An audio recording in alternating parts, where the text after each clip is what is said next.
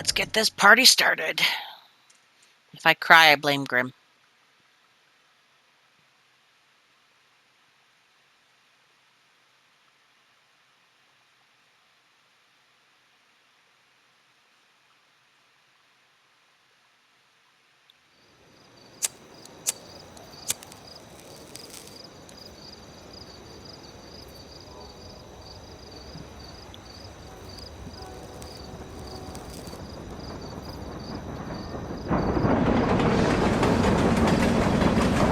Late. Don't play chicken with the train.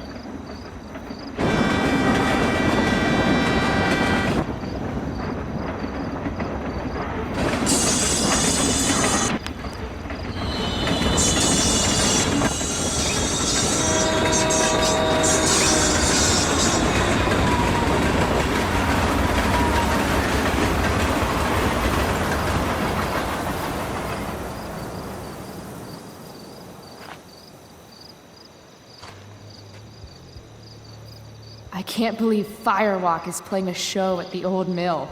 Fuck yes! Mom would kill me if she knew I was out here.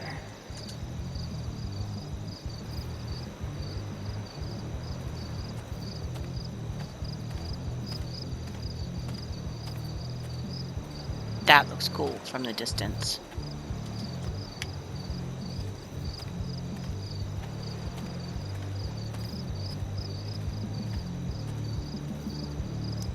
No trespassing? No way.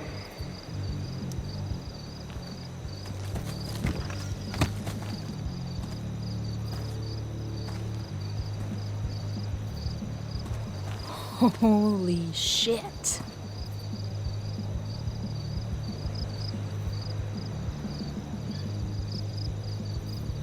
This place is awesome.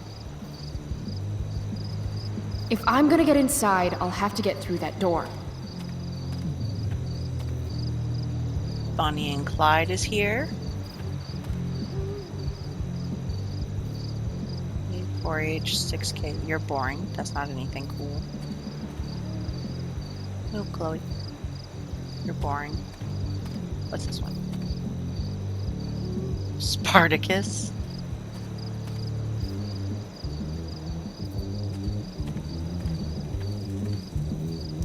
That saw looks ancient. I wonder how long ago the mill actually closed.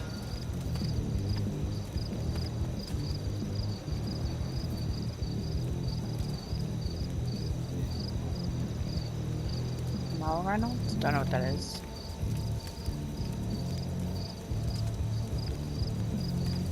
Some spinning stuff. If I owed somebody $1,000, I'd be shitting my pants. 5-3, Chew Reverse Goldy, 3-1, Stake at Thou, Lost at Thou, Damon Merrick. Those guys need to get a room.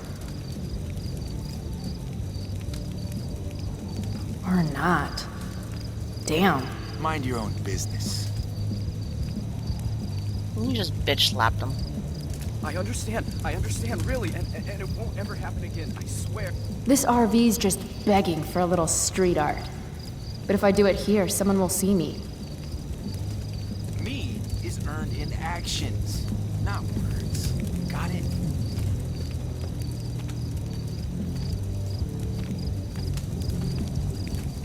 Look at the fire. Some say the world will end in fire. Mom would totally flip her shit if she knew I hiked for an hour just to see a show. This place is sketchy as hell. An old abandoned building in the middle of nowhere, miles from home. Home. Right. Now I remember why I'm here. Any place is better than home. Cannibal. I'd join a motorcycle gang if I had any friends. PA Brackets. Murdoch. And Faceman. There's the 18. Nothing says badass like a nice floral print. No plate? Alright. Let's talk to you, Mr. Bouncer. Let me in, please. I've got to figure out how to get past this guy. What are you? An old lumber car. Guess it's been years since anyone's actually worked here. Alright, let's try. Help you, miss? You gotta let me in. Check it. I'm totally legit. It's not a bad fake, kid, but you're in over your head here. Do yourself a favor and scram.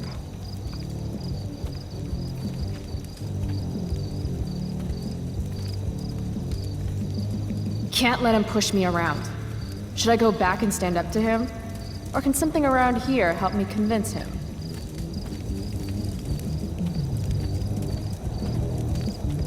I'd join a motorcycle gang, if I had any friends. This place has collected a lot of junk over the years.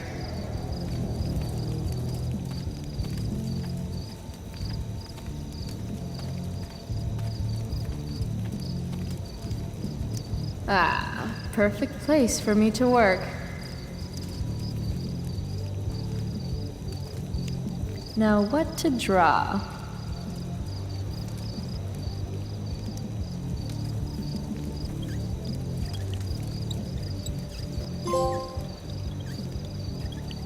Hey kids!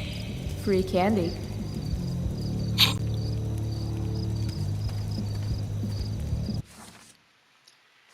Alright. Max, 4-4-10. So you know how I stopped going to class so much, like you stopped talking to me so much? Funny story, I had trouble coming up with an excuse, so I just didn't show up. It was fine. Nobody said anything to me. Crazy, right? It's like I'm invincible all of a sudden. Maybe that's the perk of being a dead dad girl. No one knows what to do with me, so they're actually relieved when I stay home. Wish I figured this out sooner. Think of all the wasted school time. P.S. Pris from Blade Runner popped into my head last time. I mean, at first I was thinking about Deckard and that smolder of his, but then Pris just totally sold the show. Probably nothing there. I think I just want her bangs. Chloe the Electric Sheep. Alright, let's start at page 1 instead of the other one. Dear Max, Dad got me the stationery one day when I complained about wanting to send an email and the internet was down. Tonight I thought, hey, maybe it's time to write Max. Funny thing is, I don't really know what to say, because we haven't talked in 3 months, despite all my calls and texts. Not that I'm upset or anything. Fuck, there's no way I'm sending this, is there? Chloe the Unfriended. Oh, poor unfortunate soul. Max! Now this is more like it. Here I can write to you all I want without wondering if you'll ever write me back. Maybe one day when you return home and apologize for having forgotten all about me, and we kiss and make up, I'll show this to you and we can read it and laugh. Or maybe I'll decide that Journal Max is way cooler than Reality Max, and you'll just live in here forever as my little imaginary former, current, best friend, pen pal. Time will tell. Ready? So Mom suggests taking a road trip next summer, and I'm like, cool, I guess.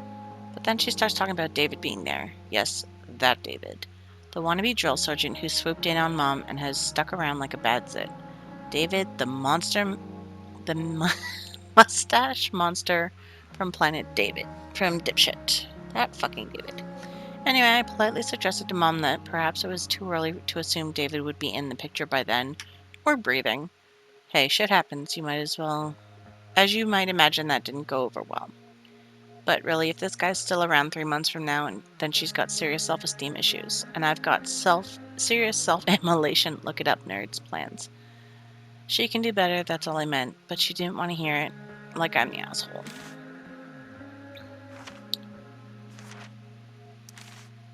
My name is Chloe Price, but you can call me... Fuck you. I'm an inmate at Blackwell Academy, currently serving a 4-year sentence for crimes against maternity. That would be my mom, Joyce, who seems endlessly disappointed in me. Which I get it. I'm no one's image of a perfect daughter, or student, or anything really. But who the fuck wants to be perfect? I'm surrounded all day by so-called perfection, and it sucks ass. Other things that suck. Mom's new drill sergeant boyfriend, David. How hard it is to buy weed around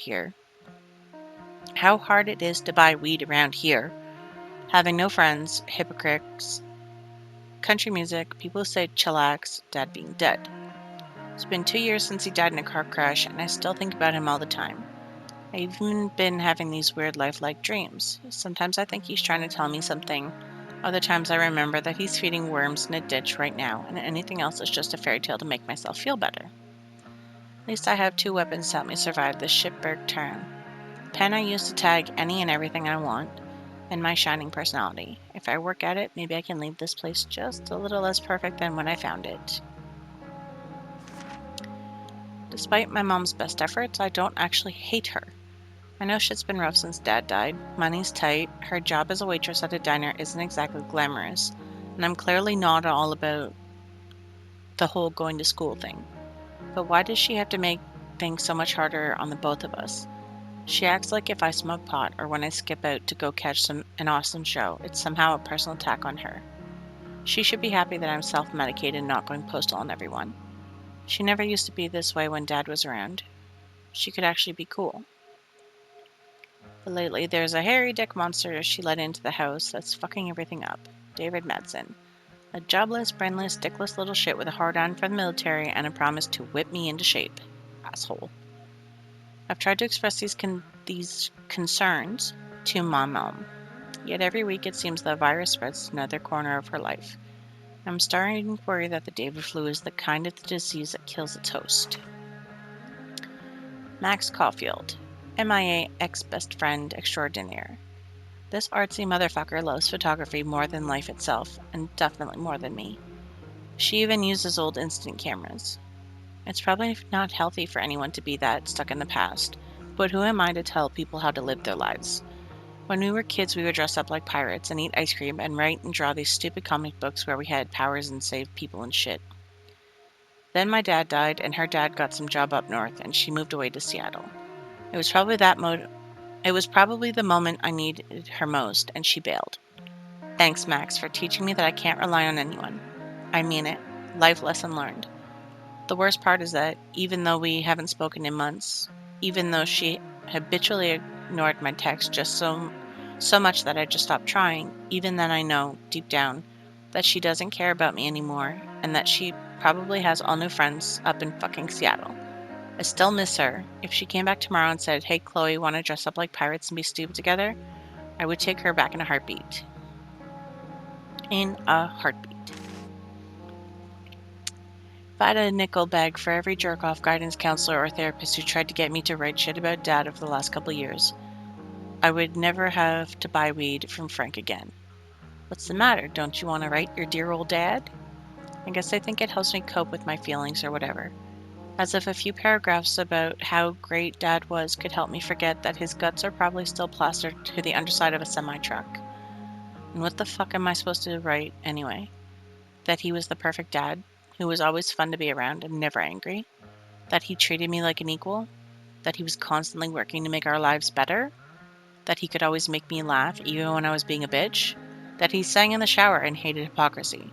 And that his barbecue grill is still rusting in the backyard because the thought of either throwing it away or ever using it again are both so painful that it's easier for Mom and me to just pretend neither of us notices it?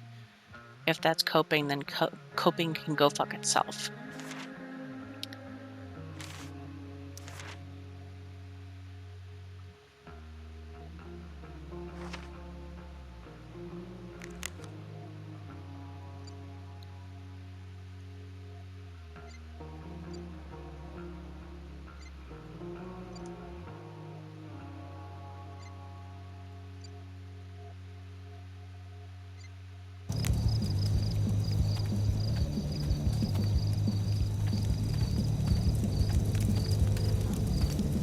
Guess fire safety isn't exactly high on the agenda here. Alright, let me go back and talk to this guy. See if I get it. God, again? What do you want, kid?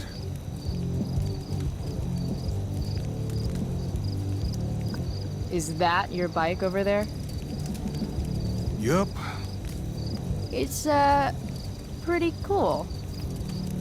Gee, thanks. Is that all? This is the old mill, right? I heard Firewalk is playing here tonight. They're awesome. Nope. Are you kidding? You should probably just go.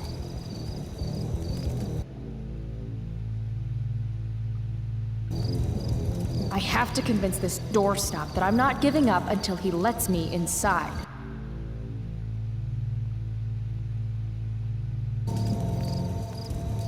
Don't you remember what it's like to be a teenager? I just want to see the band. I thought we went over this. Isn't it past your bedtime?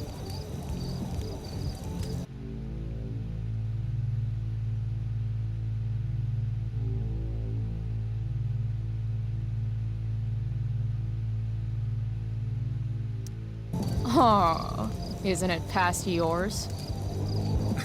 Real cute. But I still don't know you.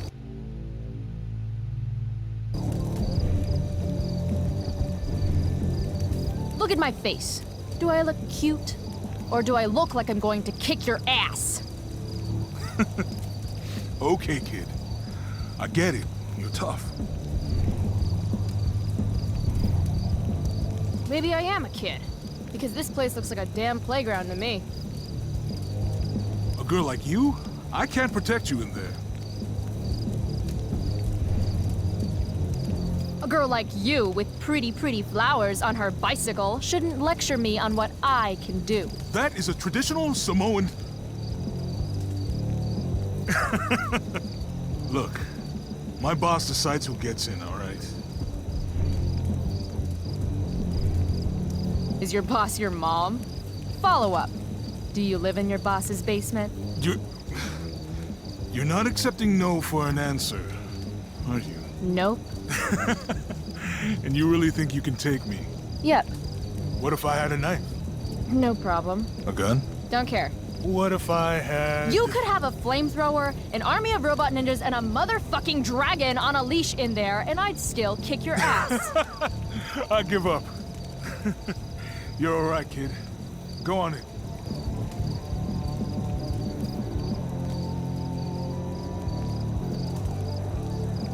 It's got a sweet ride, though.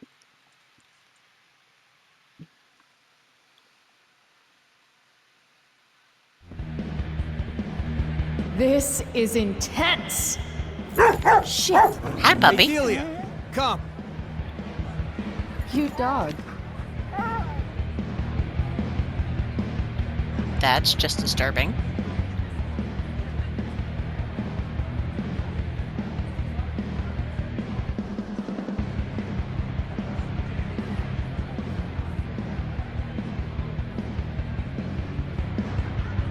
Just follow the lights and the sound.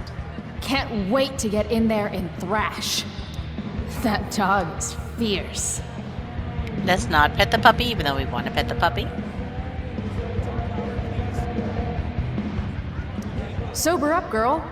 You're missing the show. Damon Merrick again? Who is this guy? Okay, good. Right, well, that would help. Yeah, no shit. This car could slide down any minute. Looks like that parking brake is the only thing keeping that car from rolling down the ramp. No. Look, we have to set this... That shirt is rad. No. Look, we have to set this up exactly as I've explained it to you. All right? It's not going to Locks. take any more than an hour to do it. I can't hear you. How can you just chill when Firewalk is tearing it up in the next room? Thank you. Yeah, I mean... Sketch Central. Okay, good. Sweet knife. Just like the one my mom refused to get me for my birthday. No. Look, we have to set this up exactly as I've explained it to you. All right? It's not going to take any more than an hour to do it. I can't hear you. Can you talk louder, please? Okay, good.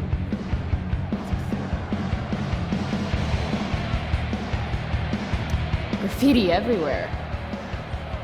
I think they missed a spot.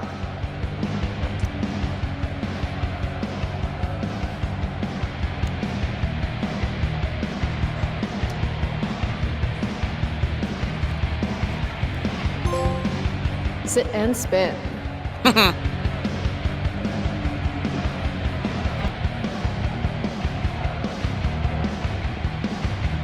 Sweet dreams, hombre. 300 dock workers laid off, their pensions canceled? God, Prescott's a real tool. Prescott Foundation. Dear members of the Arcadia-based Steve Doors Association. Prescott Foundation, having recently purchased the Arcadia Bay Marine Corporation as part of a bankruptcy settlement, has decided to eliminate your position along with the positions of all 307 members of your union. Furthermore, the foundation is liquidating all assets of the ABMC, including the longshoreman's pension, which has been granted as payment against credit owed. Be advised that your employment agreements forbids you from disclosing any company practices or methods of operation, including the details of this workforce reduction. Best of luck. Sincerely, Sean Prescott. Rude.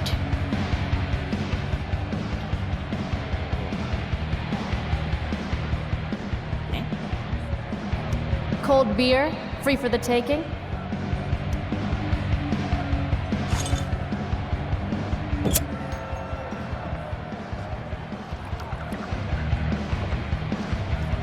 Drink more, feel less. Yes, please. Okay, good. That's exactly Hi, Frank. No thanks. I try to avoid hepatitis when I can. Classy.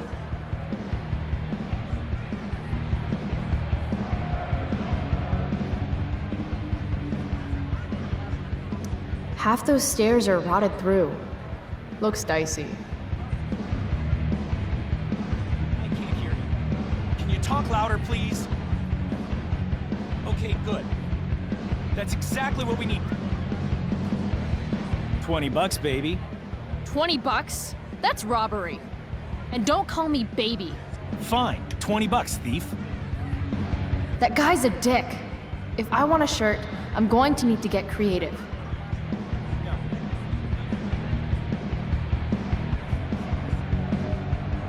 Reminds me of the way I make important life choices.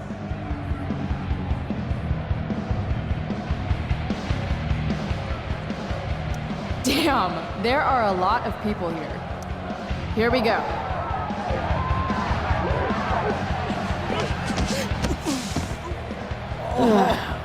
Fuck.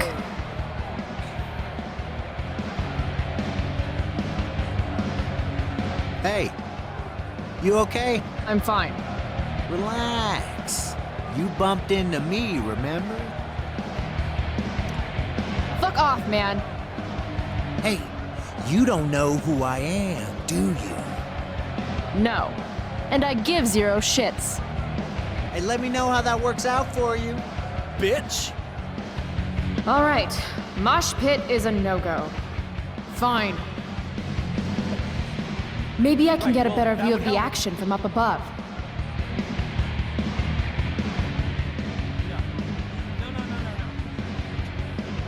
Hey! Chloe? I know your name, you idiot. You bought pot for me every month for a year. Look at that getup. Studs. You're trying too hard. What are you even doing here?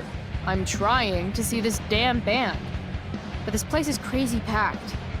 Hard to get to the stage. How'd you even hear about this little shindig? God, the internet. How else? Seriously? Fucking kids. Did you see that guy I ran into? Acted like I was supposed to know who the hell he was. Yeah. I know him. He works for Damon. Damon Merrick? I see you've heard of him. This is his place. Damon's a friend of mine. Where do those stairs go? Up? Real helpful, Frank. I mean, will I get a better view of the band up there? How the fuck should I know? Floor above's rotted all to hell, okay? No one goes up there. Fine. Okay, so you holding? I could definitely use something to take the edge off. Of course. As soon as you give me the $175 you owe me. Shit. Do I really owe him that much? Unless I find some quick cash around here, I can kiss my high goodbye.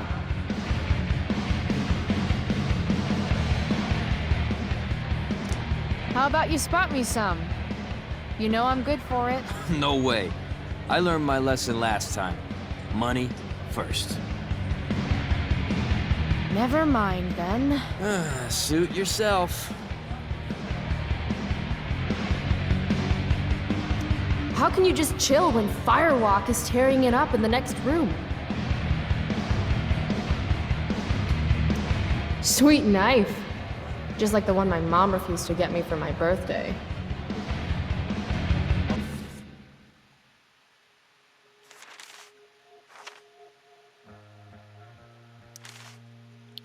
For a drug dealer, Frank Bowers is actually pretty chill.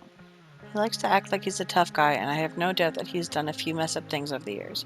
But to me, he's like a scruffy dog. The tougher he tries to come off, the cuter he seems.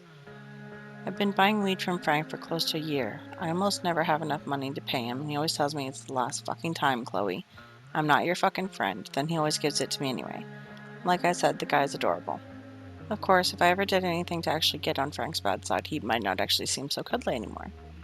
I hear Frank rolls with some dudes who are into way darker shit than keeping high schoolers medicated. It's hard to imagine Frank getting mixed up with anything really bad, but I guess you never know. For now, I'll just keep hoping that Frank is even worse at remember who owes him money than he is at being intimidating. Oh, goodness.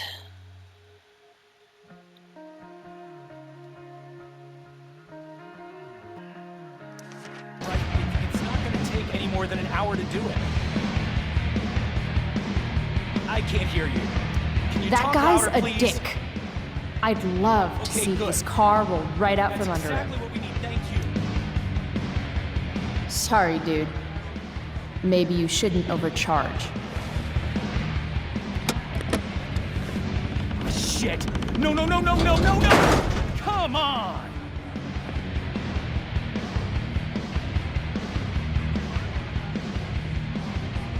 Thanks for playing, Dick.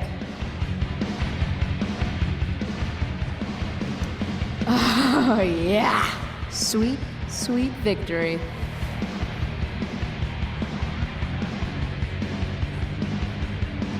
That's like $200.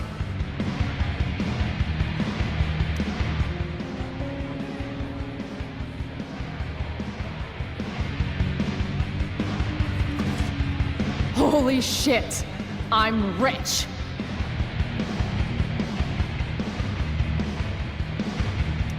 Nothing sadder than a neglected bong.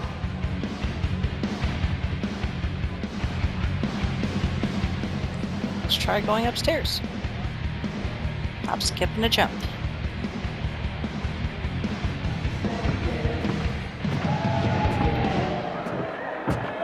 Step in the middle where the rises are really fine.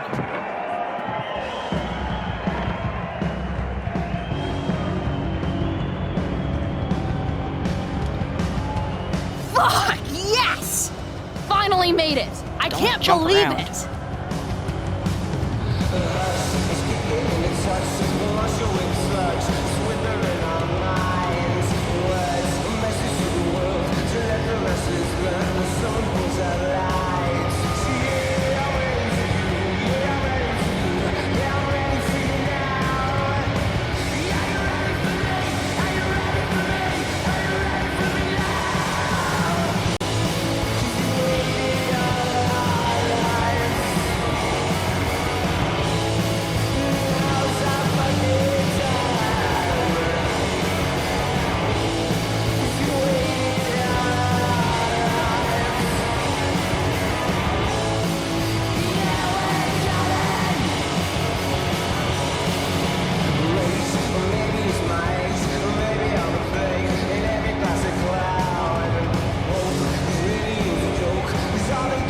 You spilled my beer, bitch!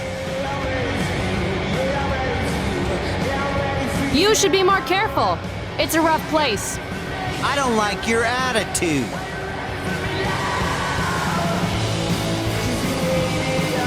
Then how about I show you how unimpressed I am with limp dick assholes who get butthurt over a spilled beer? I think she's calling us out, dude. She's gonna regret every word.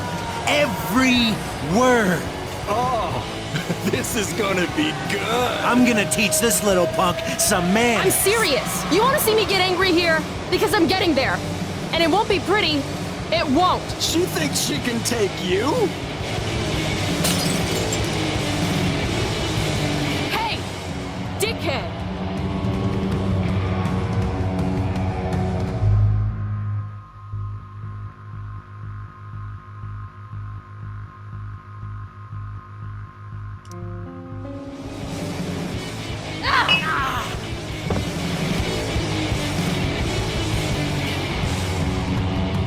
Rachel?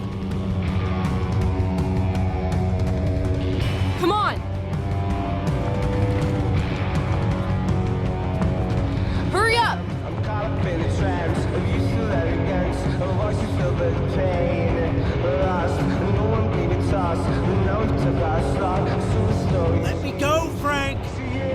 Not gonna happen. Calm down. Come on, man. Walk away. Screw this. Bullshit. Get the fuck out of here.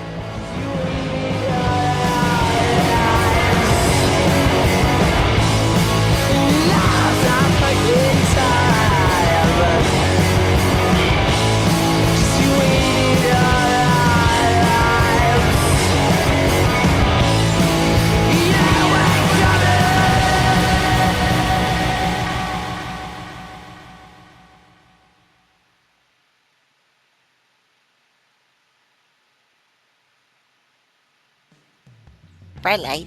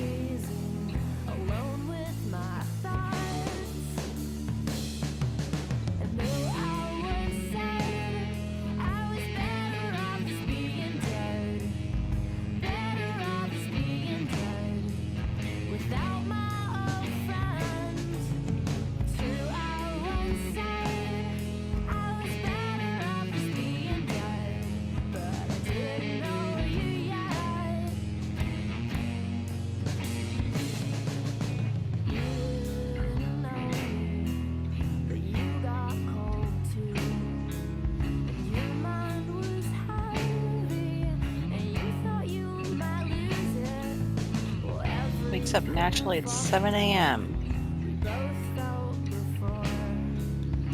Gross. Her room doesn't look that crazy different from the first game. I don't know, I was kind of expecting it to be slightly different. Alright, let's get this going.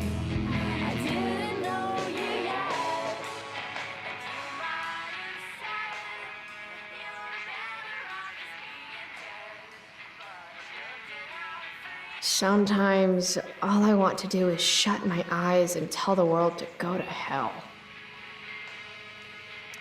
Daily rituals are important, even when they involve writing unread letters to friends who have forgotten you. Max, the loser. Yeah, that's right, I called you a loser. Wanna know why? Because you weren't at Firewalk last night. Even Frank was there. He's my dealer. Or Mom, if you're reeling this, he's my dealer and you shouldn't be reading this. It was maybe the greatest night of my life. I hiked to this old mill using the train tracks, then verbally abused the dumb bouncer until he let me inside. Firewalk was the shit. Who knew ragers like that went down in little old Arcadia Bay? Fuck Seattle. Plus, I have a sweet-ass black eye for a souvenir. NBD, but there were these two asshole skeevy guys whose manhood I wrecked. Yeah, and I got rescued by the most popular girl at school. How was your night, loser? Firewalk plus Chloe equals better than Max.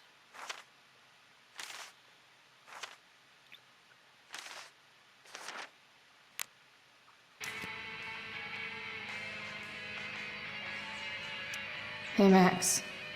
Hey, Dad. Another day in paradise. Right?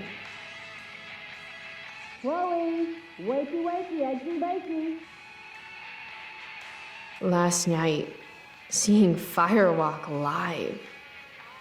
Those skeevy assholes. That girl. Was that really Rachel Amber? You smell like cigarettes and beer. Better change clothes.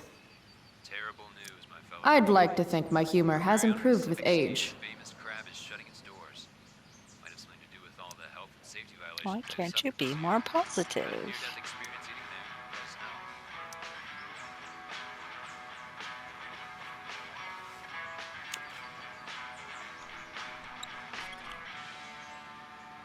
Better living through chemistry.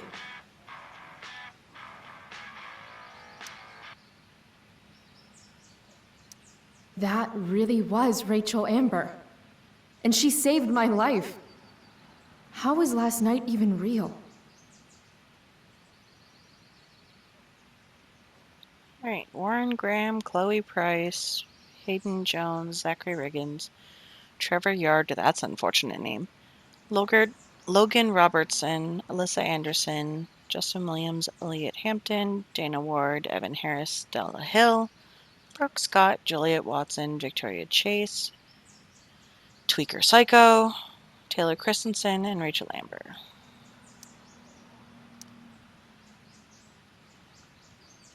One of these days, I'm actually going to use you to do my homework. Ask Miss Arcadia. You're the only source of info I trust in this town. Dear Miss Arcadia, did you hear anything about Firewalk coming to town? I checked all the local venues, but nobody knows anything. Sergio22. Not all the local venues, apparently. Dead fan. Don't know, but the bumping the thread, Rand. Okay, gents, here's the scoop. It's a private party. Not as in you're not invited, more like you better off staying away. And I hope that just made some of you more into it than ever. So proceed at your own risk / abandon all hope, all ye who enter. Ever heard of The Mill? Miss Arcadia. Thanks, Scourge. Oh shit, if you go, don't look at anybody in the eyes. If you look at anybody in the eyes, don't look away. If you look away, why would you start listening to my advice now, Rand? Haha, look at my eyes. My eyes are alien. Great movie, The Doctor. What are you talking about? Firewalk Forever. Not of this earth, only the original though. The Doctor. Oh, I see. What's The Mill? Firewalk Forever. That's a adorable dead fan. Previous topic, Prescott's and the Illuminati. Next topic, Haiti earthquake fundraiser relief. Wait, A relief what? fundraiser. Who? What photo? Say what now? Nod face D9.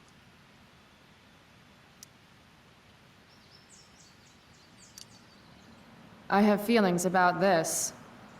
Most of them are not good feelings. Alright, let's see. Rachel Firewalk, Trevor Jealous, Victoria Lacotte. Who's the arm candy? Deborah something, Deborah Borgen, I think. So fun, kisses, glam, get it, girl. Who's Deborah Borgen? With Rachel in the picture. Rach, you're so gorgeous, I hate you. Who's Armand? Let's do this. Chloe Price. Taylor, wasn't Rachel invited to your sleepover last fight? Was wondering where she was. Burn. Oh no, I didn't mean it like that. So much fun. This is really intelligent conversation. Dad was so proud of me for winning that stupid science fair. Bask, ye mortals, in the light of the glowy bear. Fun fact, shark babies eat their siblings in the womb. Maybe that's why I'm an only child. Used to dream of riding a unicorn as a kid, but then all the unicorns died. That's a really cool poster.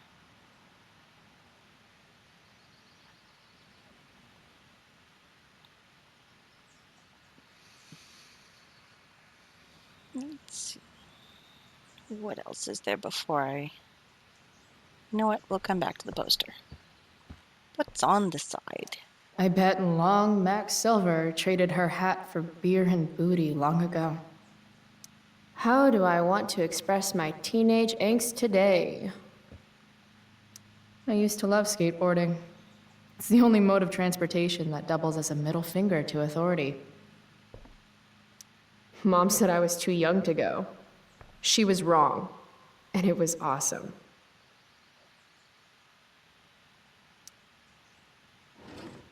Max made me this mix CD years ago.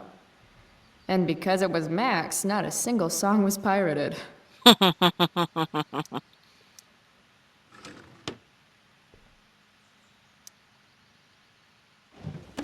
As awesome as some of those shows with Elliot were, they were nothing compared to Firewalk last night. Saved all of these. You have to delete that photo of me dancing. Only you could get me to loosen up like that. Happy 2-month anniversary, Elliot.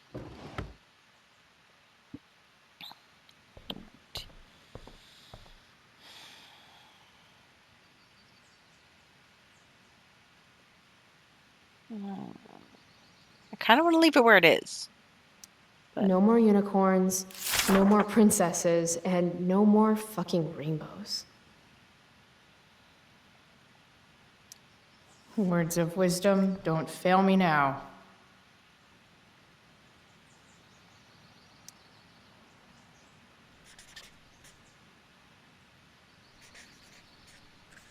Everything's worth a shot.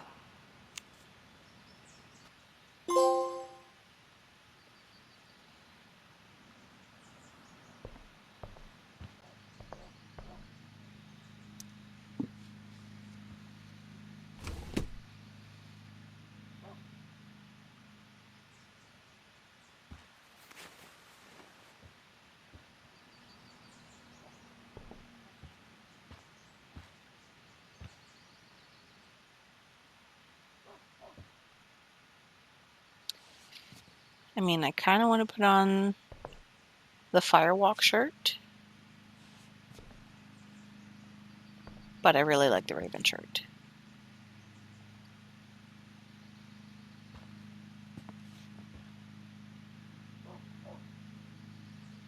Bonus outfits? What is that?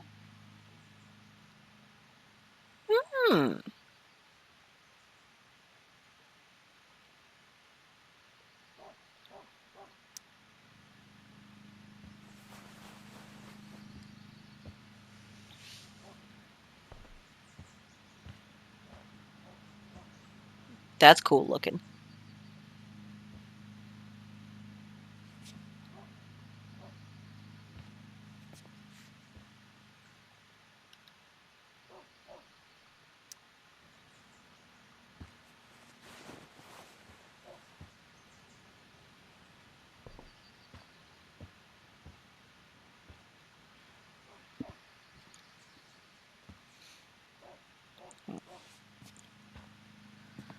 Let's see what the Firewalk shirt looks like. Went through all the effort to snag it, so might as well wear it.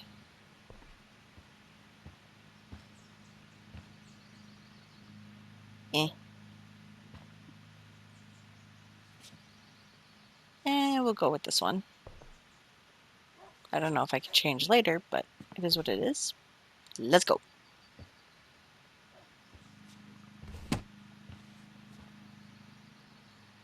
I really should get going. Shit, where's my phone? God, it's It's not here. How drunk was I last night? Chloe, I said breakfast.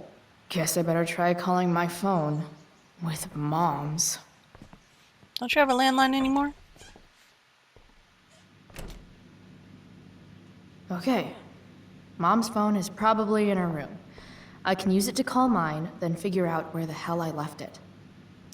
Home sweet home. Whoever said you can't go home again was probably from Arcadia Bay. And he could go home again. He just didn't want to.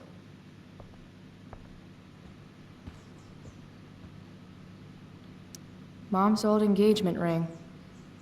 Supposed to be mine, if I'm ever stupid enough to get married. Grade B? Fuck you, Arcadia Pawn. Wait, Mom's selling her engagement ring?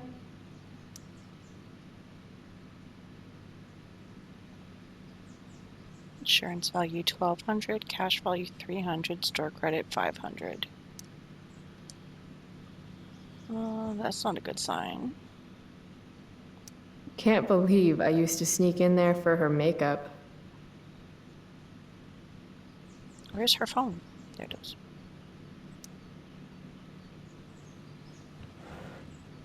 Ah, Mom! Bad enough that David comes here for dinner. I mean, valid. What book you reading? I want Mom to be happy, but not like this. Not like this!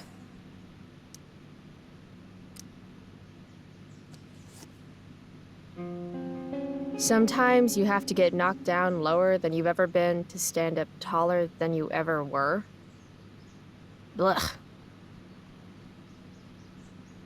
Don't give up on yourself. A single spark can start a fire that burns the entire prairie. Better.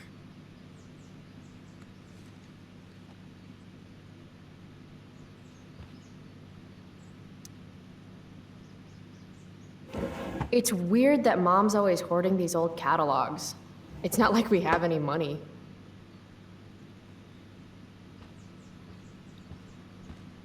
Alright, that's enough snooping in your... I made this for Mom when I was like 10 years old. If she wore it now, I'm not sure which of us would be more embarrassed. I hate that she hides all our old pictures of Dad. What's the matter, Mom? You don't want Dad to see your new boyfriend?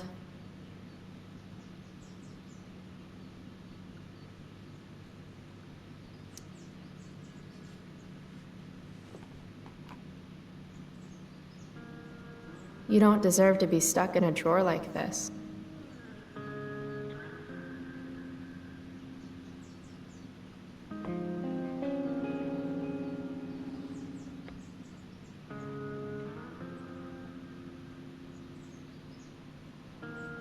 Alright, now call your phone.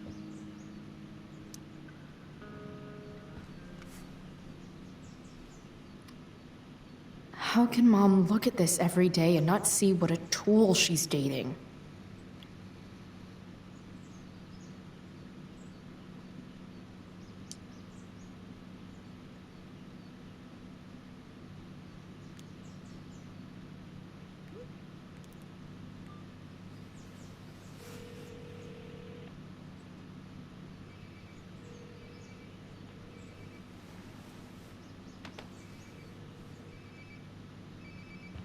Sounds like my phone is definitely nearby.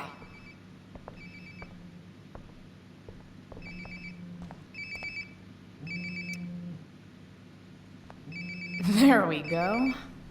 Wonder how many calls I've missed.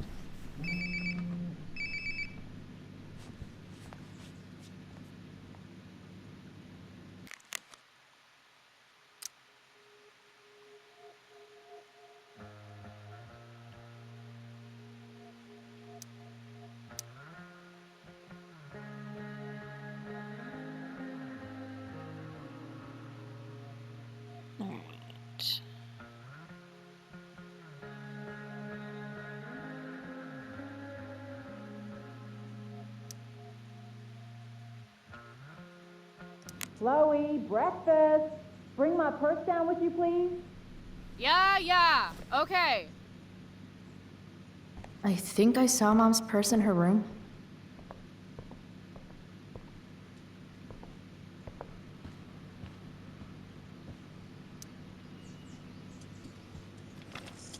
Oh, can you grab my cell phone too?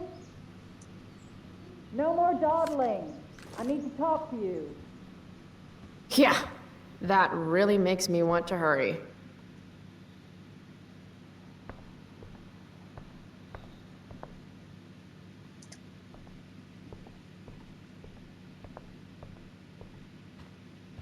Coming, Mom.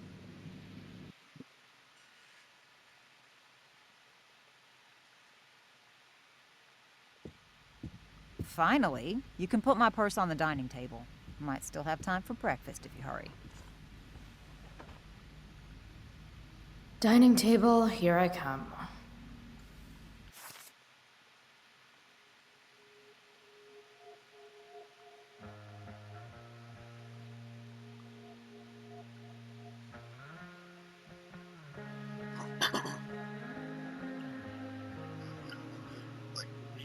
Everything. Find that. Okie doke. Dad took these photos.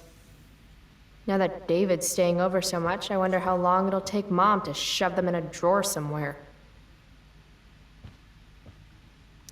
Mom doesn't want me to know, but it's pretty clear her boy toy, David, hasn't worked in like a year.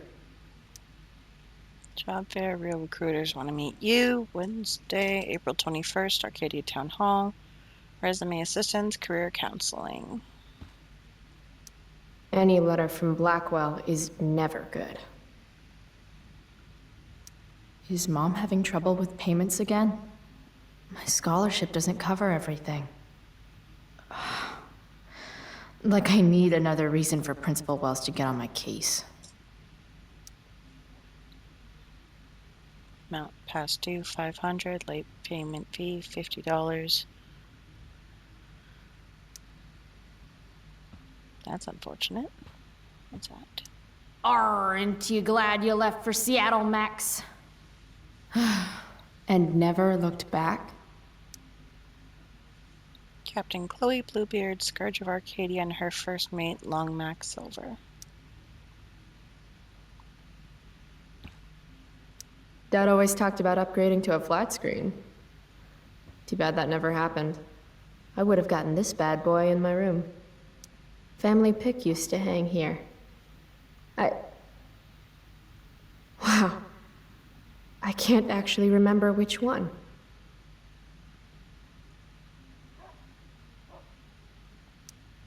Hard to believe I was an 8th grade science athlete. Did I peak in middle school?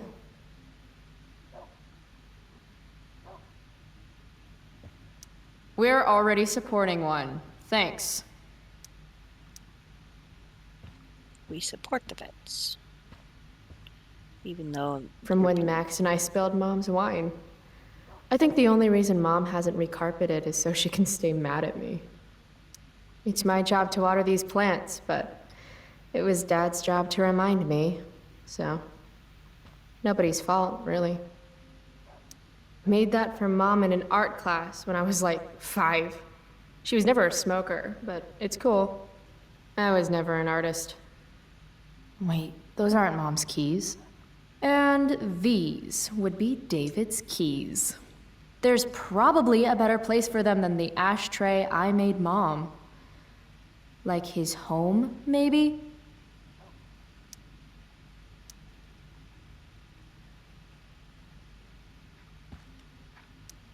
Feeling trapped?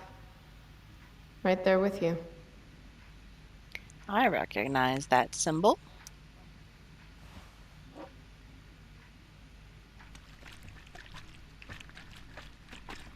Could you shake it any more angrily? Little dude's like, what the hell just happened? Right. Shoot. I was hoping David could get a job on a container ship. To Japan. May 7th, 2010, shipyard closing. The real estate developer Sean Prescott promised that employee layoffs would be minimal when he purchased the shipyard. He announced this week he will be ending operations effective immediately. In a move not surprising to long-time residents of the region, the Prescott Foundation has also liquidated the Arcadia Bay Stephen Doors Association's defined pension plan. Michelle Kinsey Robertson, staff attorney of the foundation, defended the action as our right in recouping unrecovered losses against debts owed. Sean Prescott could not be reached for comment. Why do I suddenly want to get some fireworks? Wildfire warning. Issued for all residents of Arcadia Bay, fines doubled for illegal fireworks and campfires in unauthorized areas. This is Principal Ray Wells. Let me be emphatic. I have an enormous stick inserted into my butt. Thank you. Also, Chloe, you're poor and in trouble. Let me be emphatic. This is not due to financial woes, says Principal Ray Wells. After a survey of the tuitions of prestige academies of similar caliber, we are simply keeping ourselves competitive. Blackwell parents invest in their children, not their vacation homes. Wells further emphasized that in addition to merit-based tuition awards, this year won by sophomores Stella Hill and Brooke Scott, school's program of need-based scholarships remain in place for students who maintain exceptional academic awards. Haven't really felt like sitting down to eat since David started having dinner here. Chloe, I don't have all day. Would you get over here already? I should see what Mom wants before she strokes out. Dad's old swear jar. We spent the last of his curses on bus fare and milk. How can bacon smell so good, but I'd still rather stuff these sugar bombs in my mouth? Pot roast? Mom hates pot roast. It's not that I'm ungrateful. It's just that when your mom works in a diner, you're not always in the mood for diner-type food. Joyce Price, AKA Mom. She looks as beat as I feel. Hey, Mom. You wanted to talk? Chloe, what happened to you? It's no big deal. I walked into a door. You seem to be walking into a lot of doors lately. When I send you a text message, Chloe, like last night, I need you to answer. You can just say text. You don't have to say message. And I need you to answer without the snark.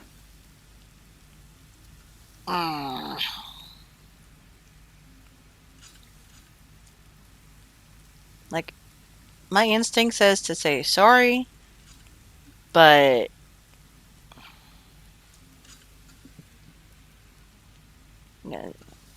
you know what? I'm gonna apologize to Mom. Sorry. I hear you. I'll do better about replying. Thank you. Is that what you wanted to talk about? What is it with you and David? Always cutting to the chase. Why can't we just have some pleasant conversation before school? I thought you hated pot roast. You can have a no thank you helping. No, you hate pot roast. I don't care. I don't hate it. And David likes it. And don't say you don't care. So that's what we're doing now? Whatever your boyfriend likes? You do realize I hate your boyfriend with every fiber of my being, right? Chloe! You don't hate him. He calls me girly. He's a dickhole. He can be old-fashioned. Yeah, an old-fashioned dickhole. Alright. Let's just cut to the chase. Are you selling your engagement ring? Chloe, jewelry gets appraised for all sorts of reasons. Like for insurance. Nice dodge. How about this? You don't go in my bedroom when I'm not there. How about you don't ask me to get your damn purse then? Don't get rude with her. She's still your mama. I know you're supposed to be combative, but chill out. Ah, right. School. My favorite. You used to love to learn. Yeah. I used to think drugs were lame too. I wish you wouldn't joke like that. Let's not fight. I made you breakfast. Nah, I'll just grab something later. Oh, you'll enjoy this. The other day I made 4 eggs, 2 for David, 2 for me. And just before I served them, he says, "What are you gonna eat?" I'll enjoy that, huh? Firewalk? Is that the band you mentioned last week? I'm still bummed you wouldn't let me go. Mm-hmm. What? I know what time you came home last night. And don't think you can get out of school just because you missed the bus again. Why would you assume that— Who do you think your principal calls when you skip? Do you think I enjoy lying for you, saying you're sick just so you don't get expelled?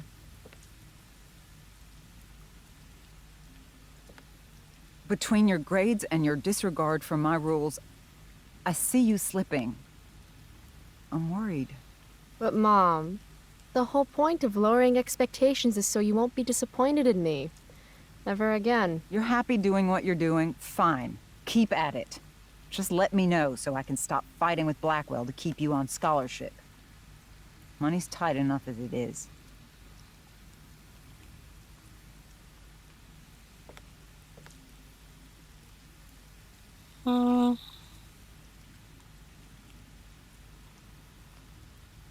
Maybe David could help. Maybe David should start paying rent. He spends the night often enough.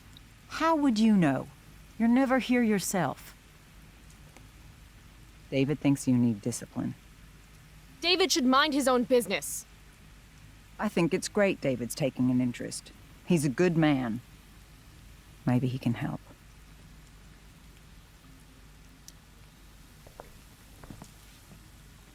Dad was a good man. That's not fair. I'm glad your father still has a place in your heart. But sometimes we need to make more room in our hearts for new people. And sometimes, when we're incredibly desperate and lonely, we choose the absolute wrong kind of people to let into our hearts.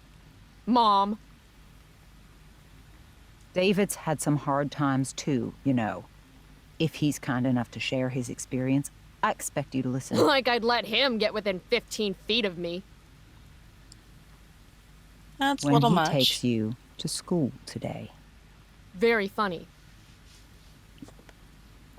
you will be nice, you will be respectful, and you will say thank you. Are you serious? This is such— What, Chloe? Such what? Mom's trying, I guess. Maybe I should too. But what's the point in getting along if it means pretending everything's fine when it's not?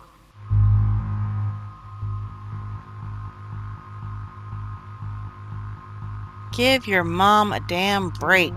Mom, I know you're dealing with a lot. Thank you. I understand you don't need me as much anymore. But I need you. I do still need you. You're my mom. I'm proud of you for being so self-sufficient. But the whole world's not out to get you. Tell that to the world. You're impossible. But I love you. I love you too. Mm-hmm. Okay, David's waiting. You'll need to bring him his keys from the ashtray. Try not to kill each other. Got it. Unless he tries to give me advice. Or looks at me funny. Chloe. Or looks at me at all. Chloe. Mom. Have a good day. You too. Bringing David his keys is about the most humiliating thing Mom could ask me to do.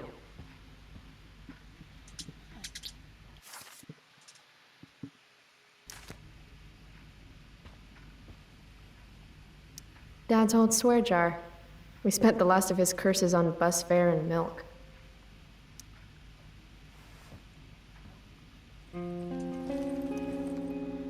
You're welcome.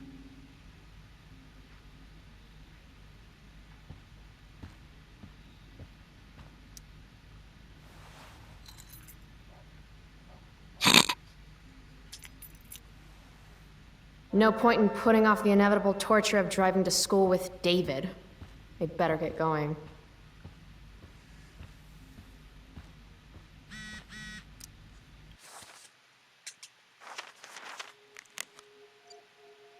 Maybe your DVD, you can get it before school. I actually have to let this jackoff drive me to school. This is my life now. Kill me.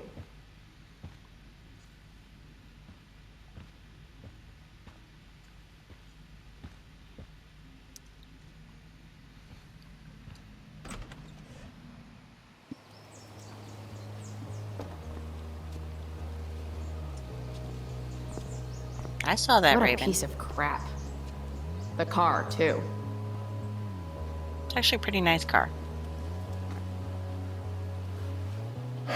Why do you women always take forever to get ready? We're hoping you men will leave without us.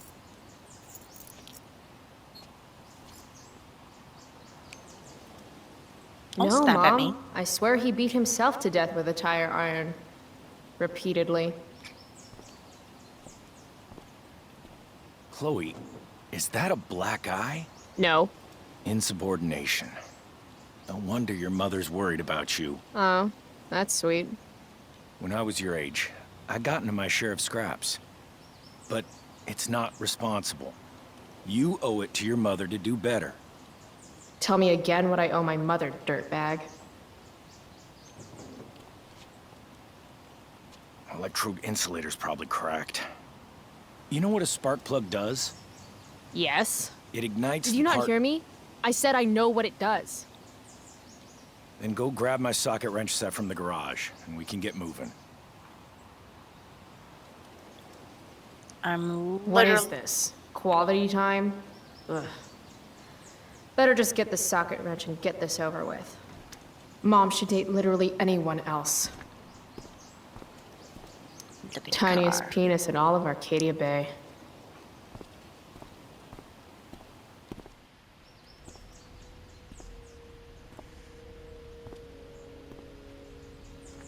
What's David doing, leaving stuff in our garage anyway?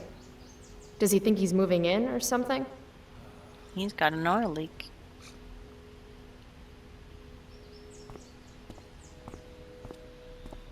Dad's old camera. Do they even make film for these anymore? This was the photo Mom took down from the living room.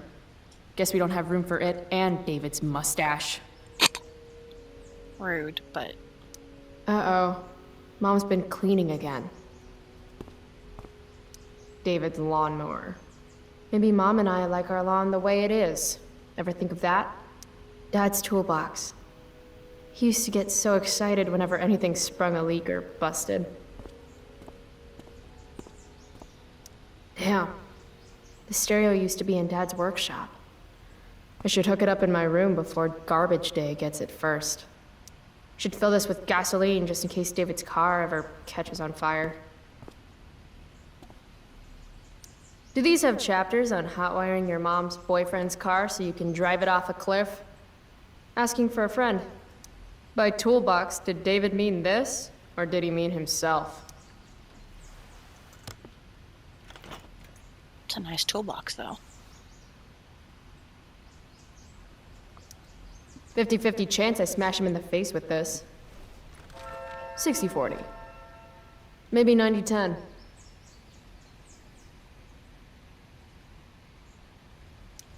If it's in my garage, it gets my special treatment. What message does David really need to hear?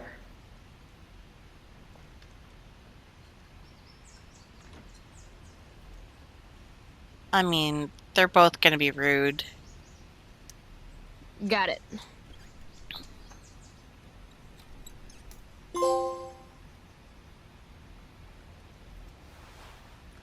She's left-handed. Alright. Journal.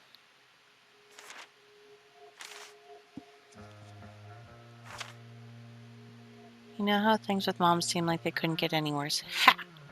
Sad truth is, I suddenly have to choose between being nice or being honest with her, because I can't be both.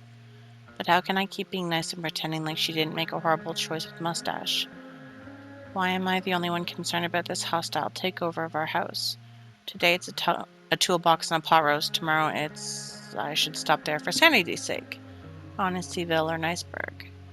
Seems like I always have to be sneaky now, even when I'm trying to help, like slipping money into her purse this morning.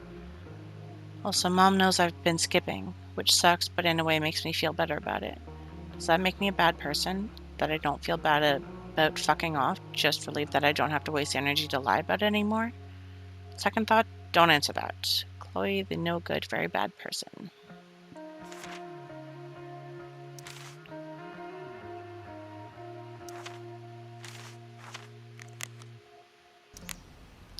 Alright. Tiniest penis in all of Arcadia Bay.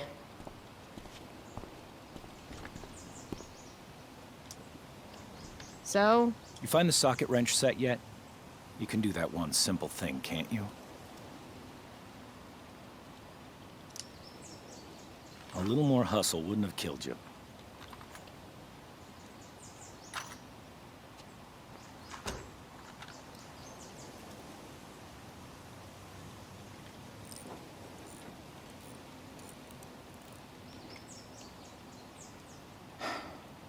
See what's gunking up the works there?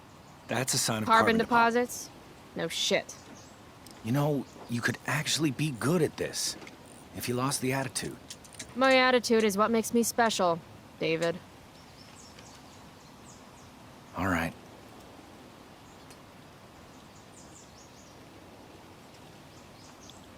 Love to be under the hood of one of those.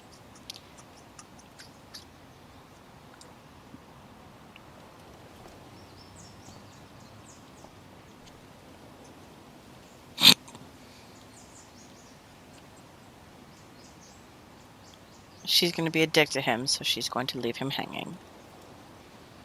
But part of me thinks he should get the fist bump because he's trying. But I know that Chloe's a dick.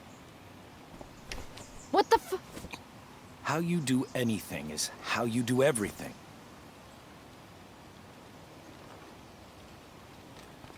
Now I need a shower. Hey, you're taking those tools with you, right? Every house needs a good toolbox. We've already got one, but thanks.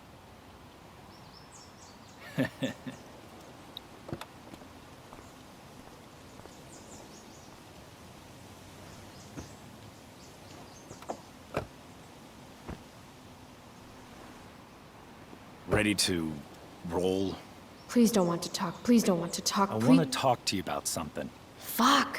We don't have to like each other, but you will respect me. You've enjoyed enough of a vacation from having a father figure. So there's some things I want to be real clear about.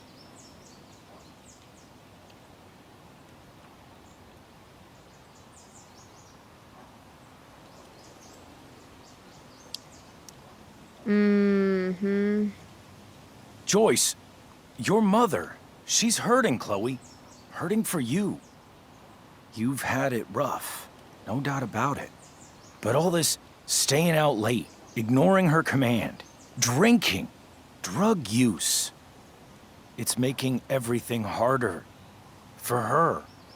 You need to shape up, get your act together, and put someone else first for a damn change. Am I making myself clear? Is it crazy if part of what David's saying makes sense to me? Got it. Thanks. We should really get going. Glad we understand each other.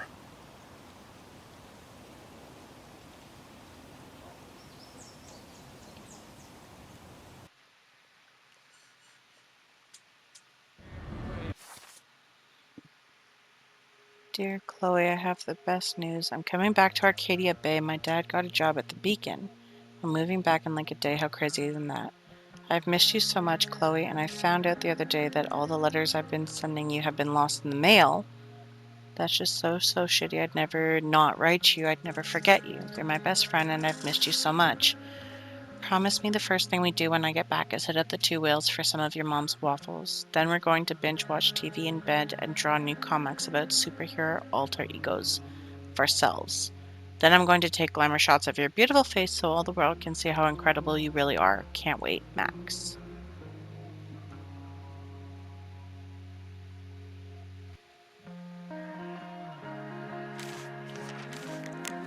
One new message from Mom. Can you tell your father I need him to pick me up? It's important. I'm at the grocery store. I'm making pot roast later. That's why she doesn't like pot roast. It's a reminder. Thought we were making breakfast. You better not be hiding in the closet again.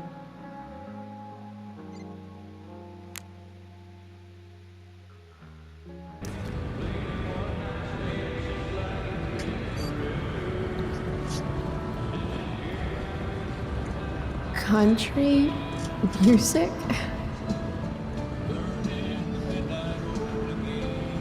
Dad loved this song. An Arcadia Bay Lighthouse t-shirt. I just called to tell you that I miss you, my old friend. Burning the midnight oil again.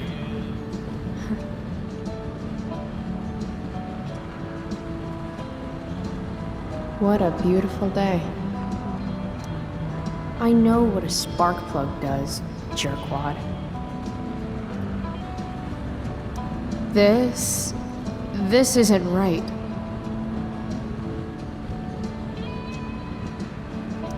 If Mom were here, she'd tell him to turn that junk off.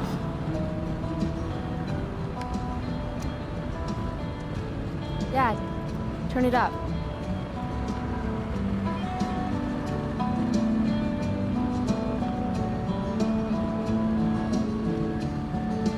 Picking up my lover from the grocery store.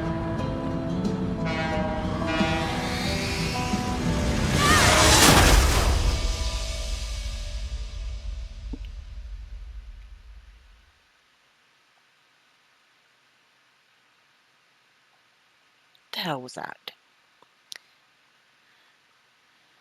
It's as if she was there.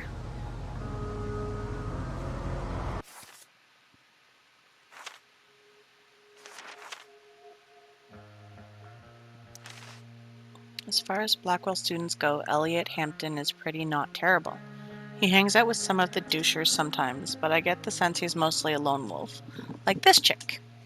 Similar to my class schedule, Elliot and I have history but no chemistry or drama. We hooked up a few times shortly after Dad died, but there wasn't really much to it.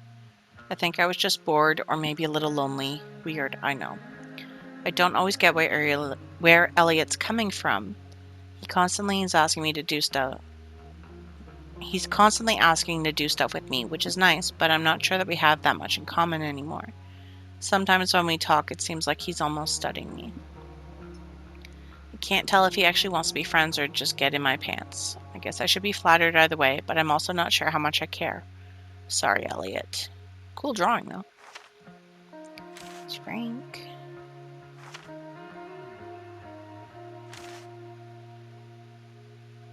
I can never decide if Steph is the coolest or nerdiest person in all of Blackwell. Maybe both? She's definitely queen of the indoor kids with all of their weird role-playing games and sci-fi shit. I guess her dad is a video editor. She makes some sweet cash by selling bootleg DVDs. Don't knock the hustle. And I'm pretty sure Steph does all the backstage technical work for the school plays, which checks out. Another thing about Steph, she's into girls, and she doesn't give a shit what anyone else thinks about it. Mikey North is the captain of Steph's fan club, and two of them can be found huddled around tables rolling 20-sided dice whenever they have the chance. If life were one of those 80s movies Dad used to watch, Mikey would be the nerd that the jocks give wedgies to. In the real world, if someone messed with Mikey, they'd be in deep shit. Mikey's older brother is Drew North, Blackwell's alpha jock. 6th level flaming gauntlet of awesomeness. Truth is, Mikey is one of the few genuinely nice people in this place. Although every once in a while he says something that reveals a darker outlook on life. No idea where he gets it from. Maybe Star Trek? Has kissed girls? Has not kissed ever.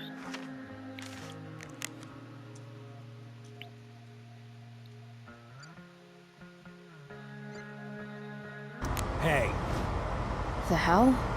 out of the car, Chloe. You're gonna be late.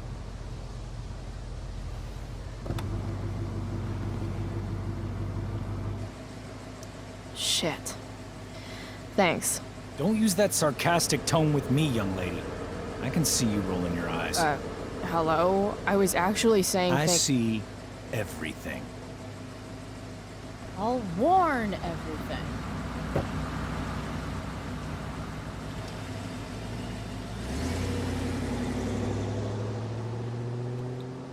Hello, Black Hell. The Tempest, drugs will mess you up.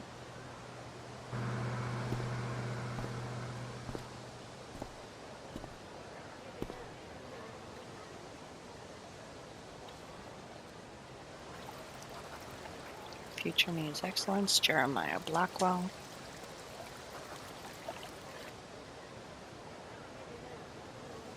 Cool soundstage. Well, stage, anyway.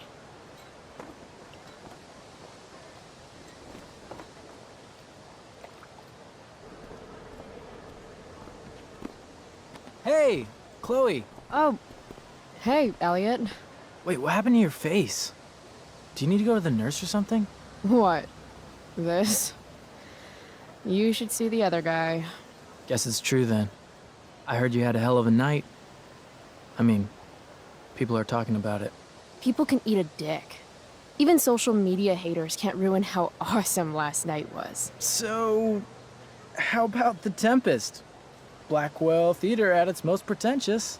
Yeah, totally. I know it's gonna be lame, but I was thinking, do you want to go together tomorrow?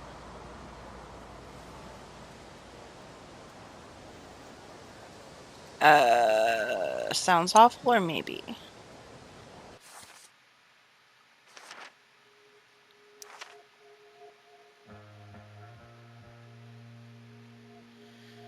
You know what, we'll just go with maybe. I try to make it a rule not to go to school any more than I have to. But sitting in the back row and making fun of the drama kids might not suck. Right? That's totally what I was thinking. All right.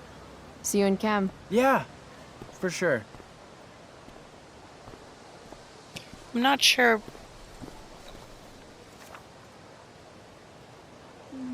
Gotta track down Steph to pick up my DVD. I've still got time before class. Meh. Well, at least not for now.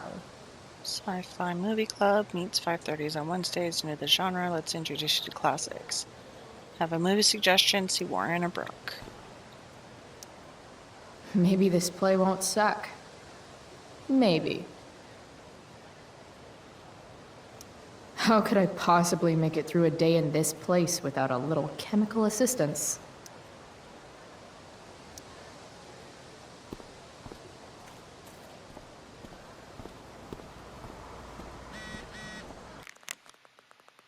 I'm at the picnic tables with Mikey. Right? Where are the picnic tables hiding?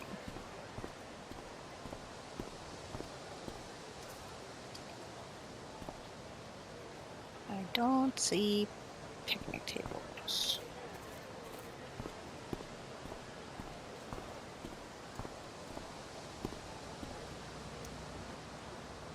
Hey, Skip. Stopped any gang wars lately? Not today. Oof, looks like you did, though. Huh? Ah, right. Whatever. I did ask Justin Williams' mom to move her Mercedes out of handicap parking. Badass. Yeah, you know how I roll. So, I went to the mill last night. Caught Firewalk live. Yeah, I can see that. Wait, you went to the mill last night? It was cool. Whoa, pretty wicked. I didn't know you were into music like that. What? Like good music? Preach it, sister. I'm in a band, actually. No shit. Really? We're called Pisshead. It's not a big deal or anything. I mean, I mean, I'm trying to get our demo out there, but it's hard. Pisshead, huh? Well, would you maybe want to hear it? Our demo, I mean. Yeah, okay. Great.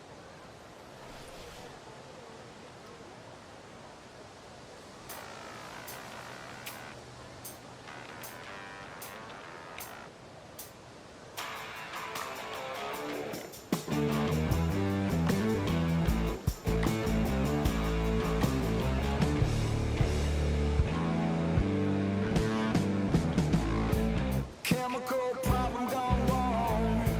Electrical deep fried storm. Say we got nothing, although we got something. Pretty good. Rich in love. Rocky boat hard. Say we got nothing. Say we got nothing wrong. Before we had lips and touching, couldn't help but think but anything other. Now we got something wrong. You know we got something wrong. Hey.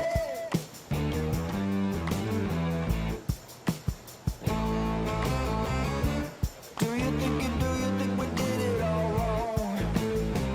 Could we do it all wrong? I'd add it to my Spotify.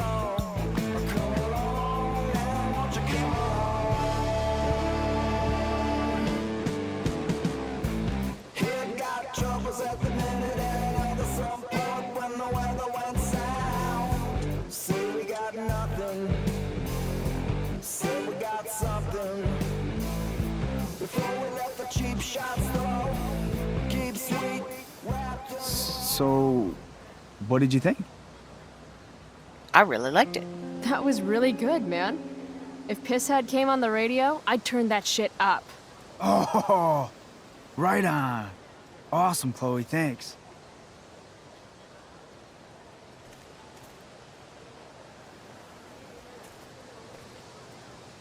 You're back.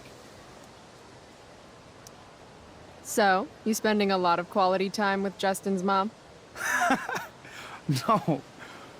But if you see Justin, tell him I can only ignore that cloud of weed smoke for so long. Tell him yourself, Skip. Not my problem. I'm trying to do him a favor. I thought you high risks all stuck together. High risks? Oh, shit. Sorry.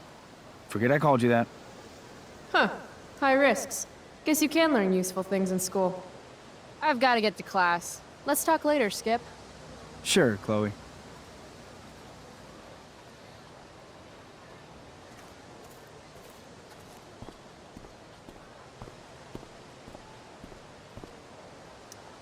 Morning, Miss Grant. Chloe, are you all right? Yeah, I'm fine. What do you think of this hypothesis? That you'll be in your seat by the time chemistry class begins today?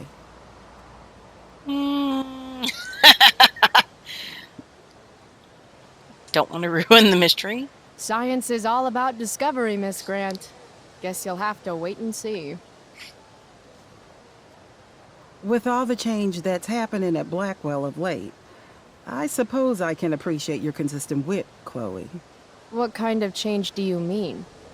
Well, the Prescotts have made an extremely generous donation to the school, which is good, but instead of going to support more science and mathematics, it's all being dedicated to the arts. You don't think more money should be spent in the arts? It's not that exactly. I recently made the case that STEM programs should receive more support, but apparently our new donors disagree with me. Such is life, I suppose. Miss Grant actually seems sad. Look at it this way, Miss Grant. More art classes will keep all the smug, self-absorbed types out of your science classroom. Articulate, as always.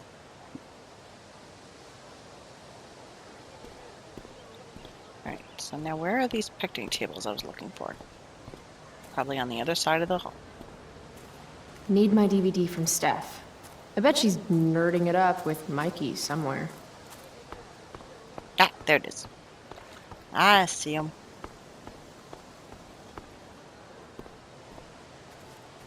Who are you? Samantha Myers, school wallflower. She could give you a run for your money, Max. Hey, Chloe. Hey, Samantha. What are you reading?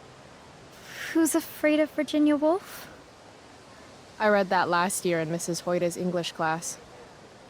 I didn't think you did homework. Normally I don't, but the play was actually good. What did you like about it?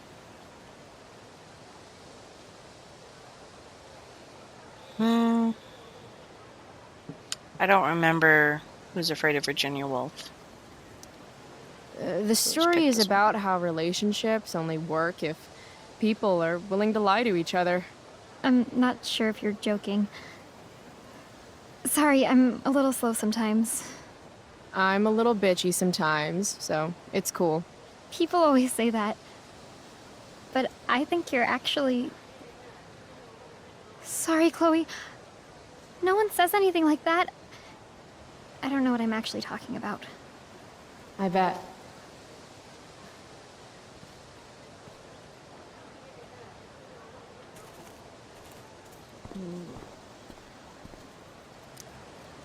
Oh, Carrie Price! It's Chloe. Oh, right. I'm just teasing. People have been taking me so seriously since I won the Beacon's Young Artist Award for my photography. You don't say. Between that and the Vortex Club, it's hard to keep people from putting me up on a pedestal or whatever. But you know all about that. What, with Rachel Amber? Am I right? I just want to punch her. What's... You hang with the Vortex Club? I mean, I'm technically not a member, but I am being courted. I'm not sure The club should be a collection of Blackwell elites, but instead, it's some anti-bullying, hand-holding kumbaya shit. Not when I'm a senior. Wait. What about Rachel Amber? Rachel posted a slamming selfie of you two having the time of your lives. Do tell. It was a pretty normal night for us. A little music, a little dancing. We murdered a guy. You are so funny. Oh, seriously, though. I didn't realize you and Rachel were such BFFs. We're really not. So, what's she into? You know, what's her thing? Is it drugs? I'm not judging or anything. I figure if she's hanging out with you, she must be into some effed up shit. You know? Seriously, I don't know why you're talking to me about Rachel. Oh, everybody loves her. Little Miss Perfect. So you're jealous of Rachel Amber. That's what's happening right now. Gotcha. Oh, God, I don't have time for this. I didn't even finish the chemistry assignment, and you're... being you. Oh. I'm sorry, Victoria. I didn't mean to be rude. You know, I finished the assignment. Want some help? You? Help me? Of course. That last problem was hard, right? If I'm remembering correctly, the answer was fluorine, uranium, carbon, potassium, and uranium again. Does that sound right? Perfect. Hey, thanks, Carrie. No problem. Isn't that what blew up in Warren's face in the first game? I feel like that's what blew up in his face. That's not going to go well. Anybody else I could talk to or look at?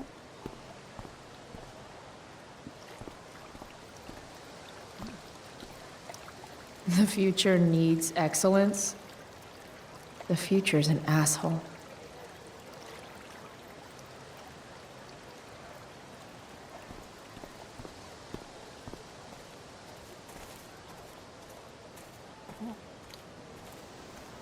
Steph and Mikey normally post up somewhere quiet in the courtyard. Damn, girl. That eye looks sick. What's going on? Last night, I scoped out this crazy party at the old mill up north. Kind of a DIY thing. Wow, no shit. I thought that place was like meth central. My cousin met this hooker there. Whatever. and- It was cool, okay? You wouldn't understand. Hey, out of the blue question, what do you think of Rachel Amber? She is amazing. If you're into chicks that are hot, smart, and hot. I mean, she helped me out a while back. I was failing algebra hard. I believe you. Check it. After I bombed my midterm last fall, she tutored me for the rest of the semester. And then I crushed it. C+. Dude, you need to freshen like a mofo. Are you saying I smell like weed? That's exactly what I'm saying. Word. Well, good looking out, Price. Wanna hit? Like, right here?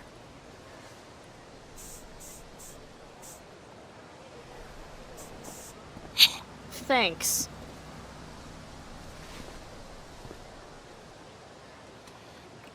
All right.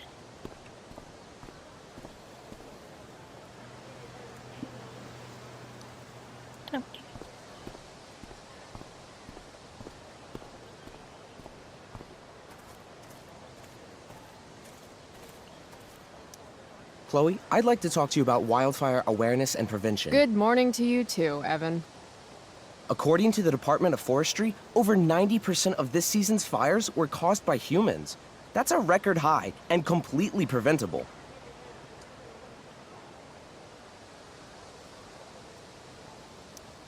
Who says we should prevent fire? Fire is awesome. While I realize you're being purposefully obstructive, you raise a good point. Many parts of our local ecosystem benefit from fire. Knobcone pine cones, for example, which require temperatures above 350 degrees to open. Say knob cone again. No. This is for college, right? I don't believe you actually care about this.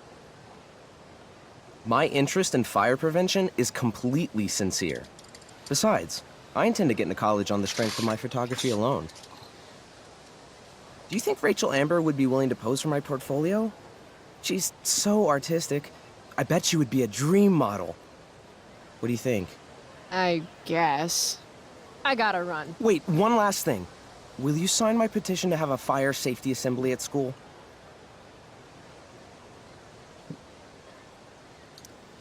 Sure. I love assemblies. Some of the best naps of my life.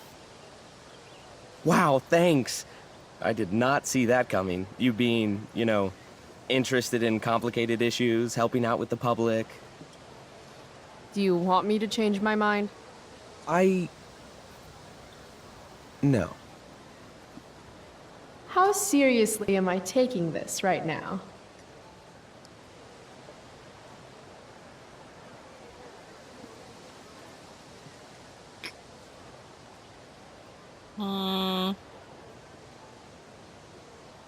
We'll go with this one. Happy to support such an important cause. Blackwell Academy, home of tomorrow's leaders. Come exercise your democratic rights to assemble and discuss the importance of preventative fire safety for a fragile ecosystem. Principal Dix. Big Mish Huge Smoke Balls. Or Make Huge Balls and Smoke Weed D Bear. Thanks so much for signing my petition. Smokeweed D. Bear? Only you can prevent ganja fires.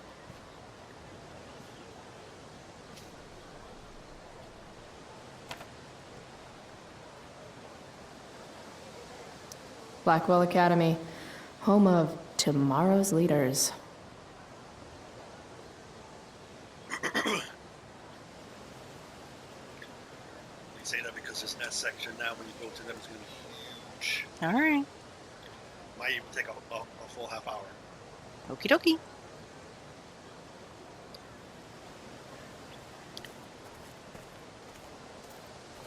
All right.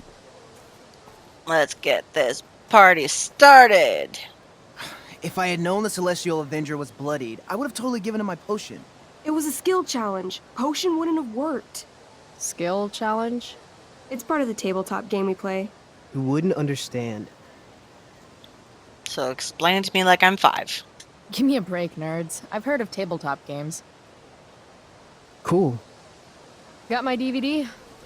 One Blade Runner, director's cut coming right up. Sweet. $5, right? Keep it. I'm just glad someone here appreciates the classics. You even asked for the director's cut, which took out the shitty voiceover and replaced it with a sweet dream sequence. Dream life over real life. That's my motto. Right on.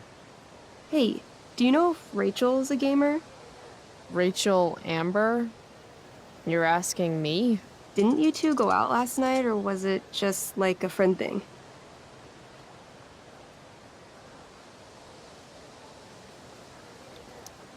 Why do you want to know? Steph has a crush. Chloe, you should join our game.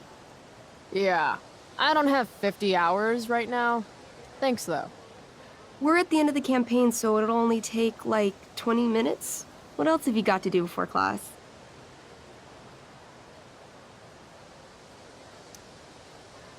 What the hell? Game on, nerds. Here's a character sheet. You are an elf barbarian. Nice. I could totally see myself as an elf barbarian. I know, I'm good. Alright, let's get started. You are both famous heroes in the kingdom of Avernon, a once peaceful land, now laid to waste by the bloodthirsty raiders of the Black Well. Alone, you have fought your way through the raider camps, seeking their warlord leader, Durgaron, the Unscarred. As you enter the final camp, bloodied and weary, you see your fellow hero approaching from the opposite direction. I raise my staff to you in greeting. I am Elamon, Wizard of the Third Circle, foremost advisor to King Tiberius, and sworn defender of Avernon. Introduce your character. Yeah, okay. I'm an elf barbarian named, Calamastia. Super into it. Not bad. The two heroes. Hold on. Elamon narrows his eyes at the elf in front of him and says, I am here to defeat Durgaron, the Unscarred. In the name of King Tiberius, what makes you think you are worthy to fight alongside me? I once stabbed a guy in the chest with a sword, and it went all the way through and killed the guy behind him, too. True story. You stand at a three-way crossing. To your left, the raiders' training ground. To your right, their prison camp. Straight ahead, an enormous, ostentatious tent that could only belong to Durgaron, the Unscarred. Which way do you go? Straight ahead, right? We're supposed to kill the dude. Elamon frowns. The raiders could have some good loot at the training ground, and surely it is our duty to free all those prisoners. Your choice, newbie. Where do you wish to go?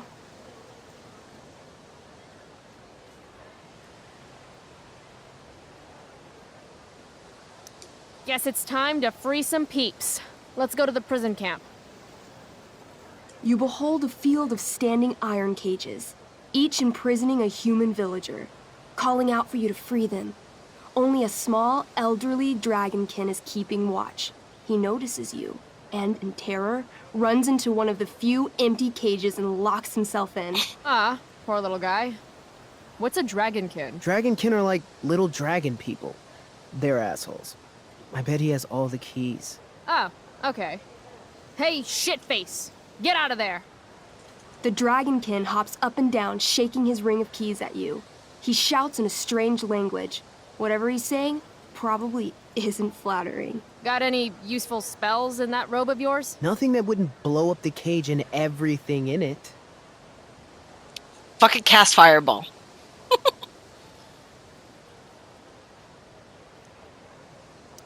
Intimidate. That's a skill I have. Can I do that? I want the little bastard to shit his pants. You can try. What do you say? Listen up, you little lizard. Unfortunately, he doesn't speak common, which means he can't— I cast communication on the Dragonkin. Shit. Really? Now he can understand every word you say. Time to work some real magic. So this is called a skill challenge, where you try to use... Oh, I know what this is. I grab the bars of the cage and lean in, nice and close. He steps back, his scaly skin quivering in fear. What do you say?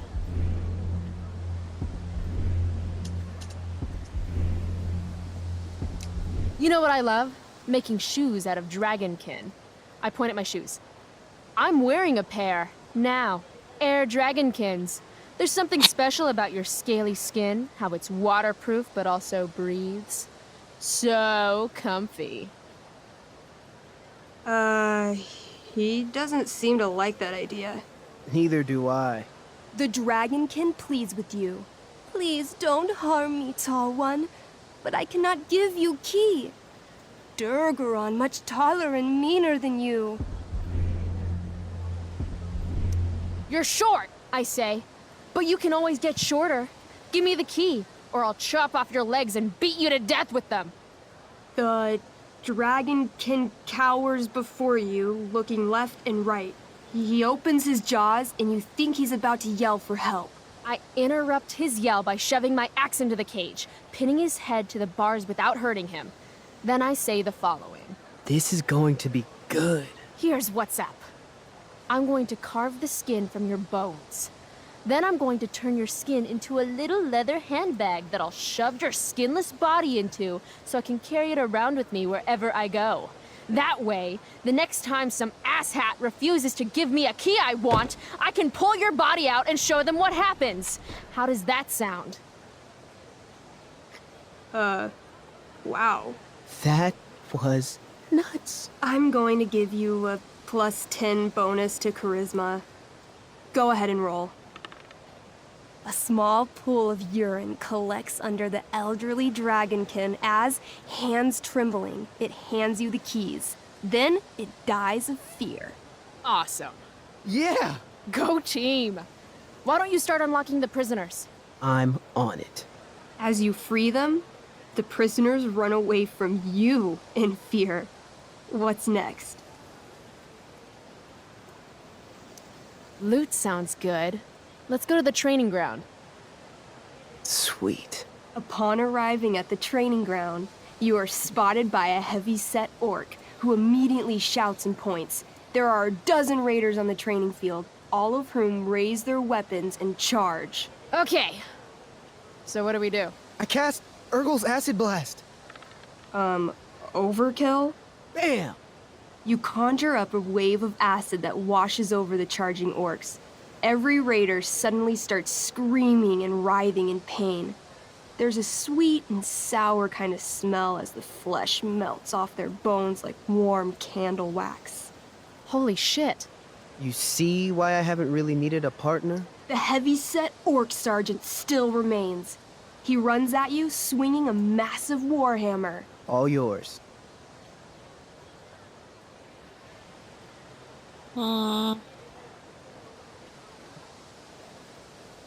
Let's go for that one. Okay, let's end this. Fatal cleave.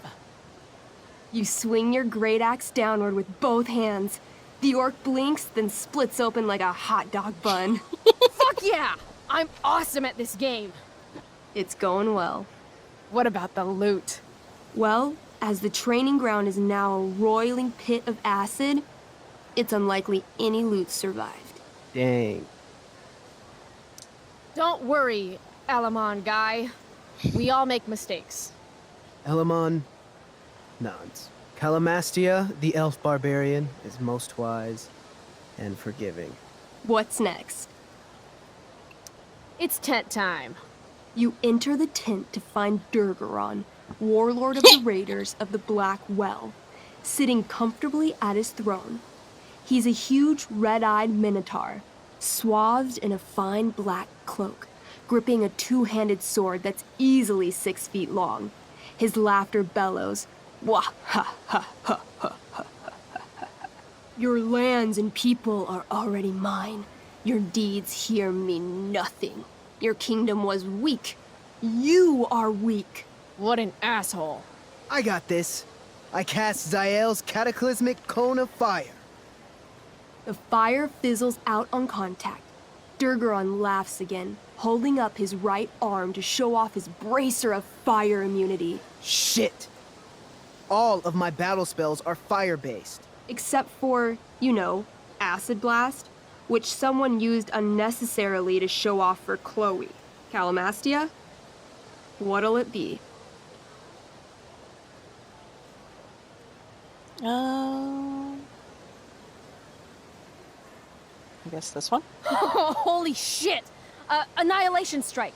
That sounds boss as fuck. One? That's bad, right? Not for me. As you take your first step, you trip on a rock, collapsing onto the ground in a clangy jumble of metal. Your axe swings wildly to the side. Mikey, roll a reflex save. Oh no. 3. Your axe strikes Elamon's leg. Legs. Plural. Severing both feet at the ankles. This game is awesome. My feet? Durgaron moves toward the crippled Elmon. Oh, shit! I told you this was my best boss. You didn't tell me my character might die. Durgaron approaches, stomping his bloody hooves. Stomp, stomp, stomp. This is all my fault. Sort of. What should I do? I jump in front of Elamon. Wow. Thanks, Chloe. I mean, thanks, Calamastia. Okay. Durgaron has now turned his attention toward you. Bring it. He charges, thrusting madly with his great sword. Shit! Oh no. Your attempt to dodge his thrust fails. Durgaron laughs as he impales you on his blade, lifting you high into the air. Seriously? I can't do anything with that stupid bracer. I'm sorry, Chloe. Hey, I chopped your feet off. And we're even. You feel your strength draining away as Durgaron lifts you higher into the air. It hurts like hell. What do? Take his arm off. I bring my axe down onto his arm. The one with the fire bracer thingy. Oh, brilliant. You'll have to roll high to hit. You're almost dead. 20! Fuck yes! You bring your axe down in a wicked chop, severing his arm completely. His bracer of fire immunity clings to the ground. I cast Gignomi's Fire Strike of Flame! Ooh, snap! Lying on the ground, you conjure a flaming spear, which flies from your hands to spear Durgaron in the chest, incinerating him completely from the inside out. Damn, Elamon. Durgaron is defeated, but your wounds were too great. I'm afraid Calamastia is dead. I actually feel sad right now. Better to have died a hero than live as a coward. That was fun. Check out what I drew. Mikey's got serious drawing skills. That's actually really cool.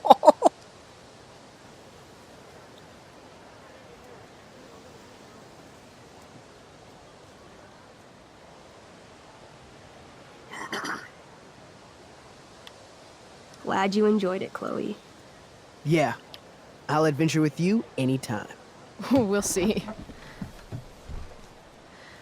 Thanks for the game, nerds. DVD, check. Next stop, chemistry class. Joy.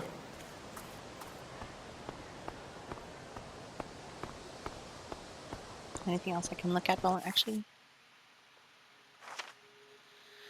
So the mustache drove me to school today. Yep, that's what my life's become. Even worse, he thought the ride was like a tell me how things are gonna be from now on opportunity. He'd be proud of me. I kept my mouth shut like a good little girl. Or a good little serial killer. There's more than one way to skin a David. I had a dream about Dad again. The one where I was there when it happened. It seems to get harder and harder after each of these to remember what's real and what's not. All I can remember after I wake up is how much I miss him. I hope that never goes away. The Chloe who wasn't there. Or was I?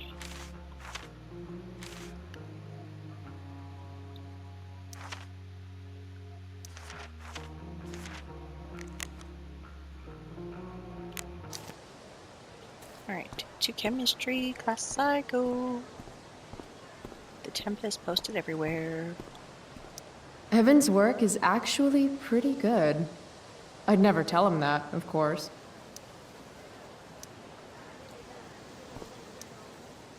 This makes being high sound like a bad thing. High fire rating.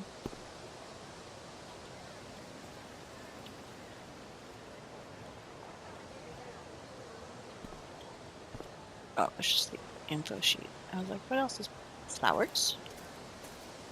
Randomly flowers.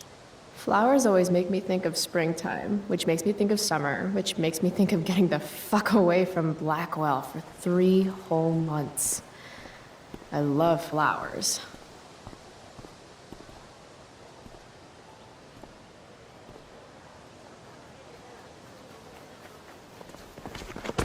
What the hell?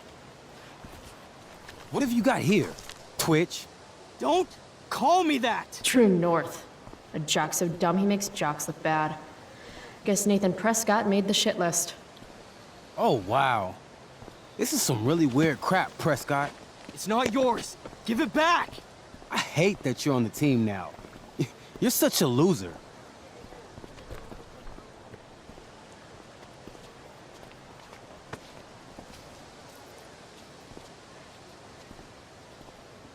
Want to take this elsewhere, guys? The mute speaks? Whoa, whoa! You earn a spot on the squad, Twitch. You don't have your dad try to buy off the coach. At least my family pays tuition. How much financial aid does your deadbeat dad need again? Wow. Dick move, Nathan. My dad lost his job at the shipyard when your dad closed it down. And you want to talk shit to me? Leave Nathan alone! You know something, Prescott? I'm gonna do you a favor. You can't be a part of the team and be into this stupid crap at the same time. You're a piece of shit. I am going to kill you. You guys, stop! Chloe, do something! Don't just stand there watching!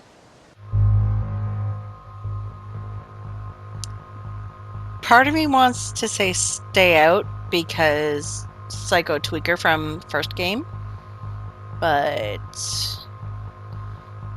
let's try The only way stepping to in. stop a bully is to be aggressive. I've got to put Drew down. Back off, idiot. What the hell did you just say to me?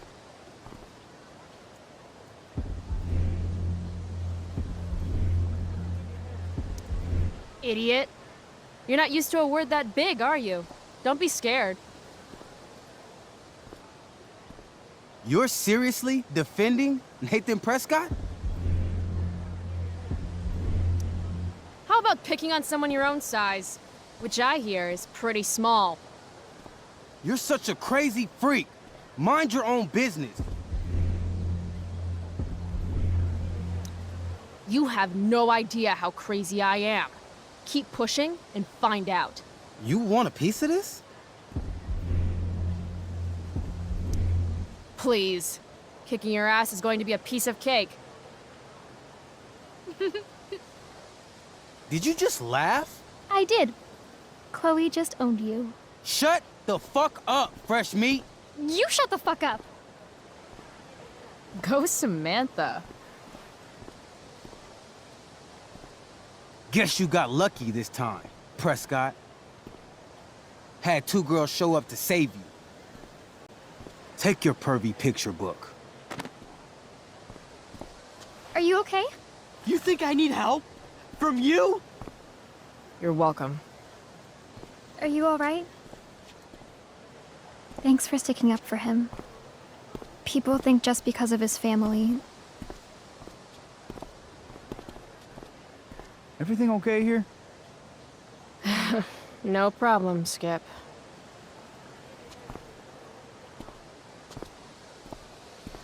Why does Skip get let go and David get hired? Or what happens to Skip? Glad we talked. Now you're doing your best. Love you. Seriously got me wondering what happened to Skip. Especially with that laugh. True. True North is Mikey's older brother, and the two of them couldn't be more different. True is a legit jock, and just like the type that spends hours a day in the gym and has nicknames for his biceps. I've never even been to a Bigfoot's game, but I hear he's actually really good at throwing stuff into other stuff, or whatever. Ball goes into basket. Football goes into ass? Pretty sure? Mikey told me that Drew is planning to go to college on an athletic scholarship, which is good because their family is even poorer than mine. Their dad was one of the fishermen who lost his job because of the Prescott Corporation. As you might imagine, this put Nathan on Drew's shit list. Not a good list to be on. In the war between a meathead and a shithead, does anyone win? Anyway, I don't think Drew's really a bad guy, but I guess I wouldn't know. It's like we exist in two completely different planes of existence that happen to be in the same school. Happy to keep it that way. Alright, Psycho Tweaker. Nathan Prescott is the golden child of the Prescotts, Arcadia Bay's oldest, wealthiest, and most powerful family. They love reminding everyone.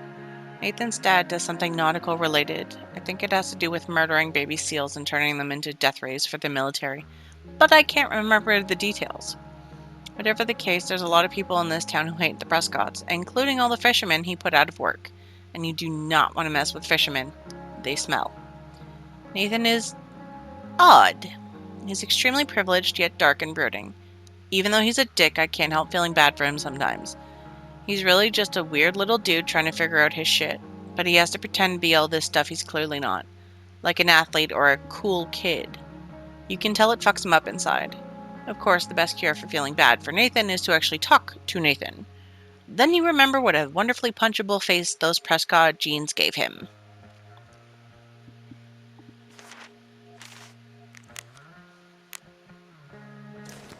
Alright. Anti-drug poster. That pic would actually make a sweet tattoo. I mean, yeah, it kinda would.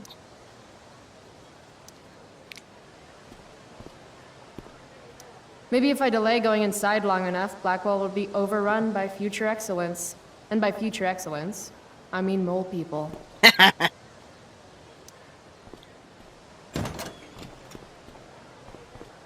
Oh, good. You're here.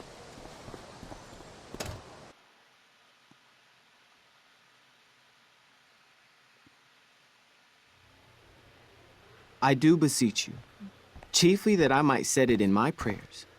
What is your name? Miranda. Oh, my father, I have broke your hest to say so. Good. Admired Miranda, indeed worth what's dearest in the world. Many a lady I have eyed with best regard, and many a time had listened to... Many a time the harmony of their tongues hath I listened to. Hayden, you're killing me. You've had weeks to be off book. Sorry, Mr. Keaton. No, don't apologize to me. Apologize to your scene partner who's been very accommodating, and to your other fellow actors, and most of all, to yourself. Mr. Keaton, sorry to interrupt, but does this look better? I had my mom take it in a bit. Rachel looks awesome. This is getting as surreal as last night. Looking good, Rach. Very cool. Exquisite, Rachel, as always. Mr. Keaton, I'm still having trouble with... My affections are then most humble. I have no ambition to see a goodlier man. I mean, does she really mean that? Especially because I just straight out told her I've been banging all the ladies. Yeah, that is hard. We've talked about that line forever. We need a fresh perspective. The question is, are Miranda's feelings of instant passion for Ferdinand just inexperience in dramatic circumstances, or has she actually just met the love of her life? What do you think?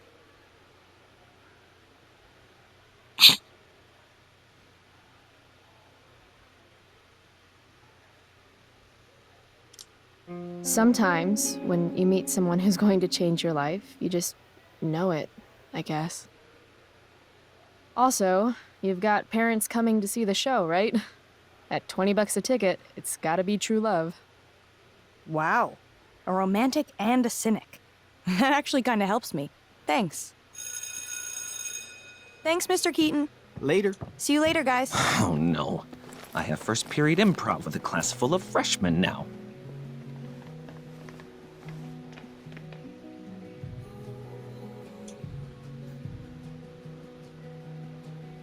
Your eye looks fabulous. Where'd you get it done? What? Just kidding. That asshole really clocked you. It wasn't a big deal. I'll just be a minute. Okay, so why am I here again? Oh, could you grab my belt for me? I think it's in my bag over there. Yeah, sure. Okay, get the belt.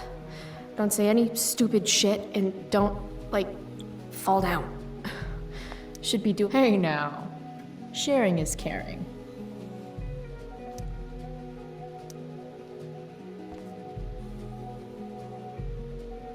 To internet or not to internet? I have feelings about this. Most of them are not good feelings. Why do theater kids take themselves so seriously? Rachel Lambert playing Prospera, a newcomer to Blackwell Academy. Rachel Lambert blew the doors off her audition with a heartbreaking reading of Blanche from Tennessee Williams' Streetcar Named Desire. Other interests include athletics, debate team, boosters, fundraising, local history, and nature. Rachel hopes to one day grace the stages of Broadway and the silver screen of Hollywood. Nathan Prescott playing Caliban, favorite son of the oldest and most influential family in Arcadia Bay. Nathan hopes his performance of The Tempest will only further the legacy of the Prescott name at Blackwell Academy. Playing Caliban has been a challenge for the sophomore who enjoys sports, photography, and casual hangouts with his many friends. Dana playing Miranda. Sophomore Dana has performed in 2 other productions at Blackwell Academy since her freshman year. Dana enjoys football, Go Bigfoots, social media, and school dances. She hopes to be a member of the Vortex Club when she's a senior. Hayden Jones playing Ferdinand. The show marks the introduction of Hayden Jones to Blackwell Academy's drama club. He auditioned on a dare and, as it turns out, actually really digs acting. As a sophomore, his other interests include playing sports, herbals, and taking long walks in the woods. Juliet Watson playing Ariel. Juliet's primary interests include journalism and social activism, but she is very excited to be debuting this spring in the role of Ariel, the capricious and powerful spirit Prospera has enchanted and bound to do her magical bidding. Travis Keaton directing. A veteran of Broadway, Travis Wilbury Keaton serves the prestigious Blackwell Academy as teacher of the dramatic arts, mentor, and friend. He hopes this humble reinterpretation of Shakespeare's masterpiece can inspire the next generation of the country's leaders to strive for greatness and never forget his motto, As Gratia Artis. Steph, Adam, Gina, Stella, Jason, Brooke, Evan. Special thanks to Principal Wells, Rose, Amber, Caroline, Prescott, Helen Christensen, Bernadette Hoyda, Samuel Taylor, and especially the Prescott Foundation. Alright. Grab her bag. Hey, poster. Let me look at the poster. This poster definitely says something. That's the nicest backpack I've seen in my life.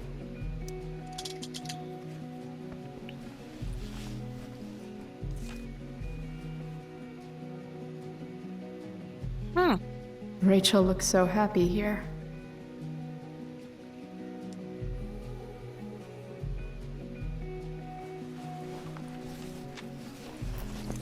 There's Rachel's belt. Guess I'll go give this to Rachel now. RA will suck as Prospera. If VC had any talent, maybe she would have gotten the part. Talent? Is that what got Mr. K to cast you, slut? Guess they don't call it Drama Lab for nothing.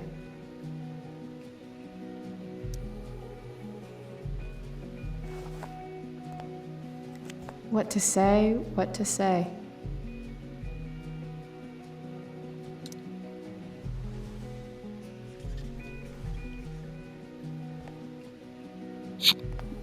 Playing the part of the bitter, passed-over, talentless hack, VC.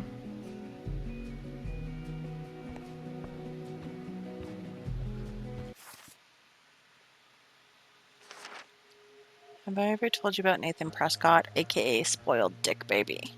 Anyway, now you know that old question of what if you could go back in time and assassinate Hitler?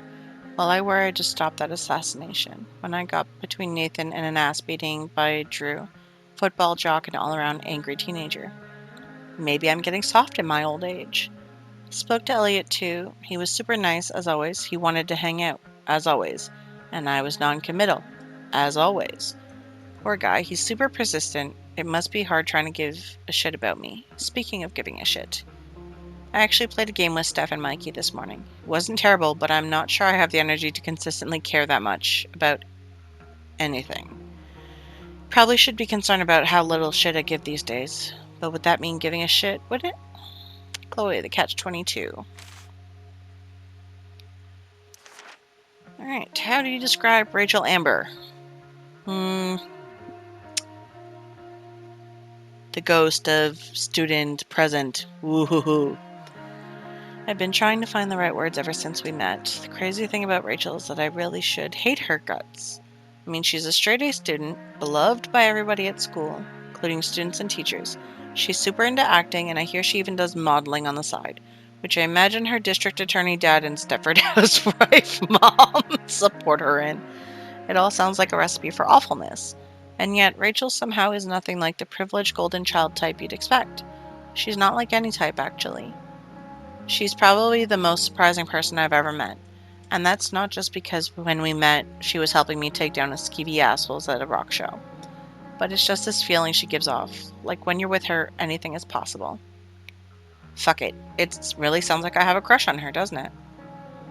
Here's hoping she reveals something really horrible about herself soon, like stamp collection or love for cat memes. Something to make her a little less indescribably awesome.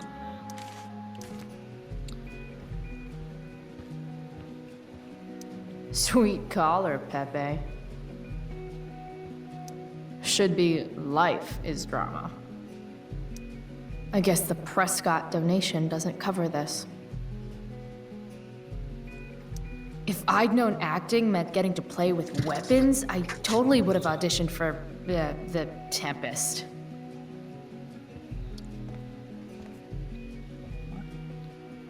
Cool outfit.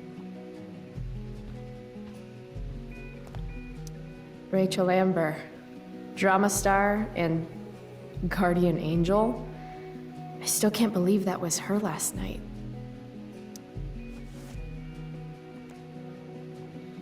She's ambidextrous.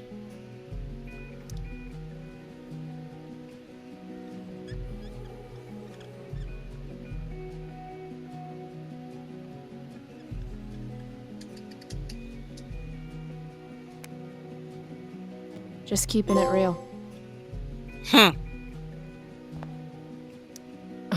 Sometimes you just gotta turn up the heat.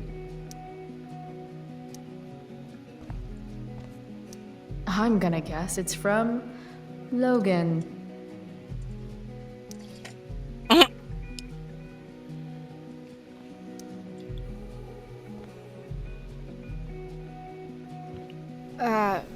Rachel? Is this your belt? Yes! Thank you.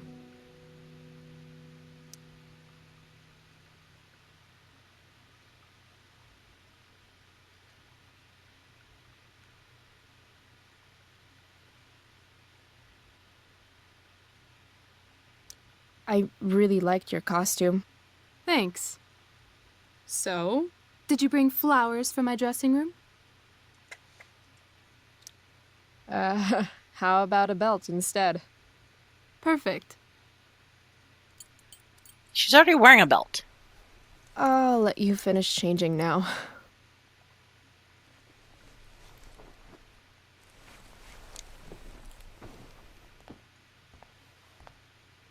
Chloe Price. Rachel Amber. Last night was amazing.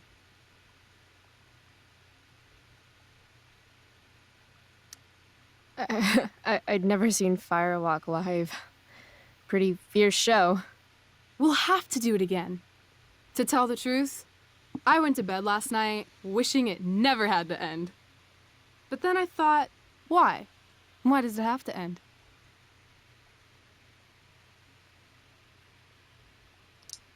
Maybe it doesn't have to end. Exactly. How would you like to join me on a little field trip?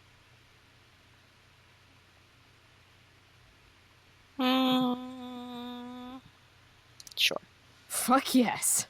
I was born to ditch. I hoped you'd say that. Now about that eye, that is a hell of a battle scar. Do you want me to cover it up with some makeup?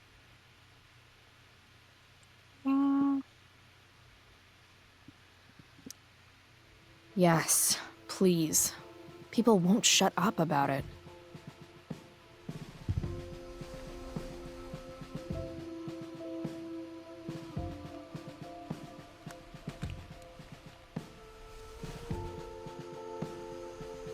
Hold still.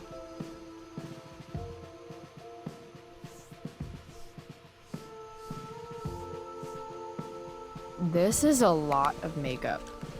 That's the price of valor. Close your eyes.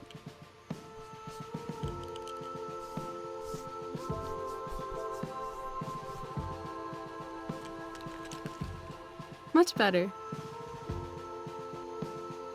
Holy shit. Let's get the hell out of here.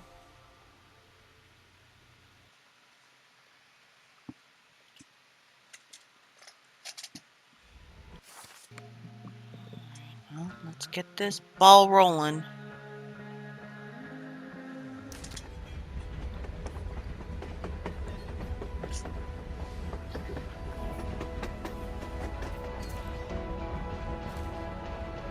You sure you don't want to just grab the bus, or...? Nope. If we're gonna go rogue, we're doing it right. Well? What the hell am I getting into here?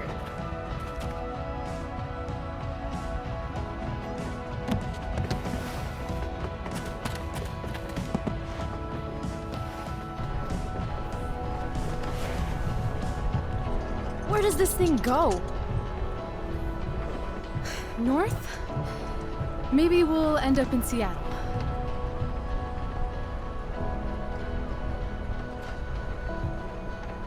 Pull up a chair, Price. The view's amazing.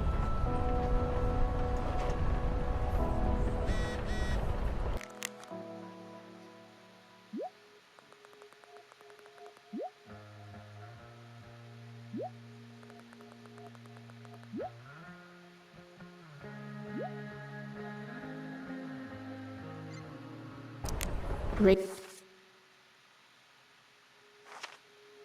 Max, I know what you're thinking. You're thinking, when is she finally going to talk about Rachel Amber? Fine, you nosy bitch, here it is. Rachel Amber is the most popular girl at school, and she's super into hanging out with me all of a sudden. Like this morning when she pulled me into the drama lab and asked for my expert opinion about true love in front of the whole class. I told her true love is the best way to get parents to buy tickets. Mr. Keaton, the drama teacher, seemed to agree. Then Rachel brought me into her dressing room. Gotta say, that was the quickest I've gone from meeting someone to helping them get dressed. But that's Rachel. She doesn't give a fuck. She just lets it all hang out. Then Rachel hatched this crazy plan for us to skip school together that involves jumping onto a train. You know, like kids ditched schools in the 60s? The 1860s? Stay tuned, Max. I have a feeling there will be a lot more to tell you soon. Chloe, Love Doctor. Guess we're not the first ones to hop on this train. I wonder what the symbols mean. hobo signs. Whoa, Nathan's dad is a Terminator?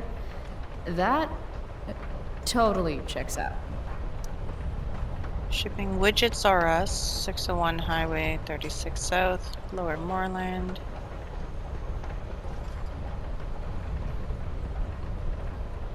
Consignee Hugin's Hardware. June 16, 2010, Prescott Foundation. I feel pretty confident there's going to be a dead body in here.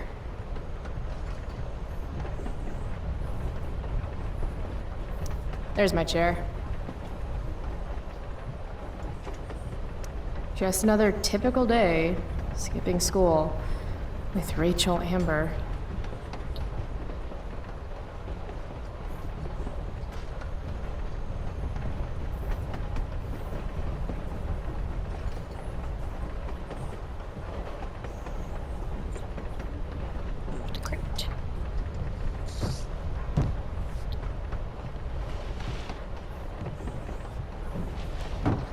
Thing's heavier than it looks. Guess I should sit down. We will in a minute. What's this? I was supposed to read Huck Finn in English last year. Now I'm living it. Price 1. Twain 0.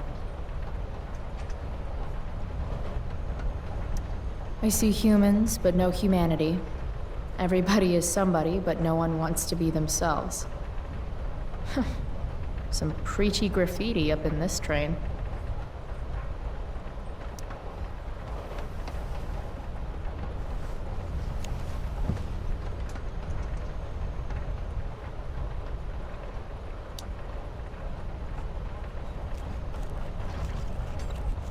Everybody lies. I like that.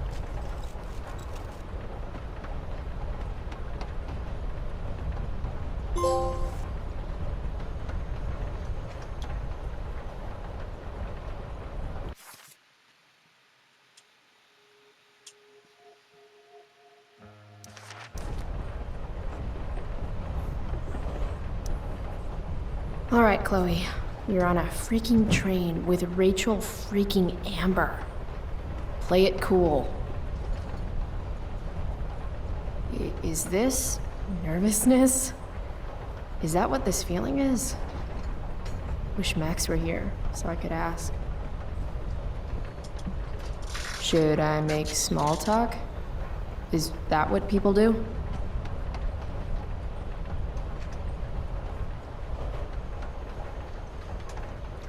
It's nice Rachel we're having. What? I mean, weather. It's nice weather. It sure is. So, it's kind of weird that we're hanging out. You mean because I don't hang out with anyone and I don't have any friends? You have friends. Well, I used to. Friend. Singular. Her name was Max, but she left for greener, more northern pastures. That sucks.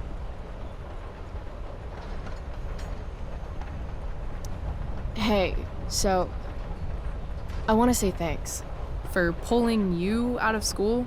No, dummy. Thanks for last night. If you hadn't shown up. Assholes abound in Arcadia Bay. I owe you. That's for sure. Is that why you came along? Are you suggesting I should need a reason to ditch school? I bet you're wondering what we're doing. The thought occurred, yeah. Well, I wanted some company. That's it? That's it. Try again. I'm going to need more to go on than that. Joyrides with me aren't fun? Joyrides to where again? Life needs a little mystery, Chloe. Let's do something fun.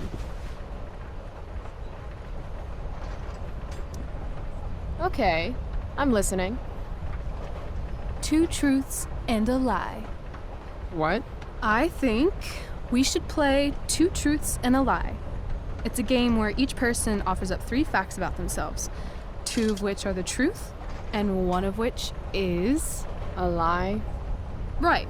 And then the other person has to guess which is which. Sounds fun. You're on.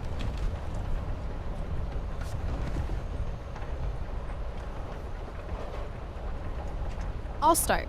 First, I'm ambidextrous. Second, I was born in New York, the land of fashion and Broadway, to which I will one day return when my heinous exile here in Arcadia Bay comes to an end. New York, huh? I've never been. Not a world traveler? Not yet, at least.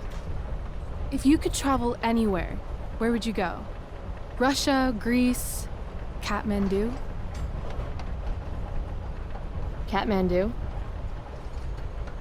One day, I'm going to climb Everest. And I thought moving away from Arcadia Bay was ambitious. What's your third thing? My third thing? 2 truths and a lie. You say 3 things. Right. I'm a Leo. Meow. Okay, so ambidextrous, born in New York, and a Leo. Gotcha. So, which is the lie?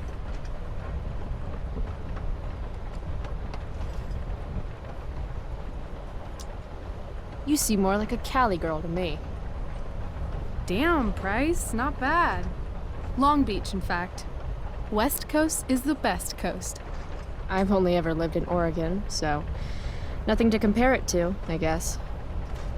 Then we'll have to change that one day, won't we? Okay, your turn, Price. First fact. Right. Something about myself. Should I start things off with a lie or with the truth? Or should I cheat? Let's see how good she really is at this game.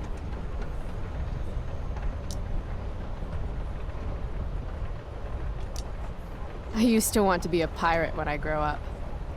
I kinda still do. Arr!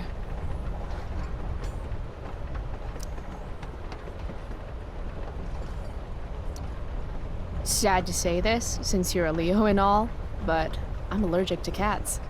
Are you now? Swear.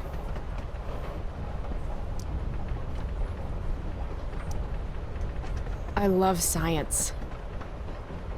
Seriously, I think Neil deGrasse Tyson is the shit. Huh.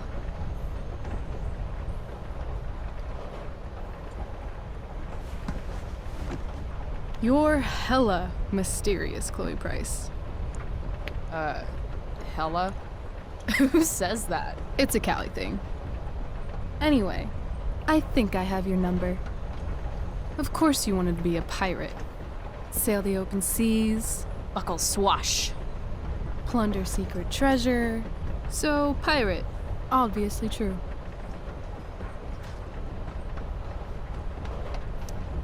Like you said. Arr.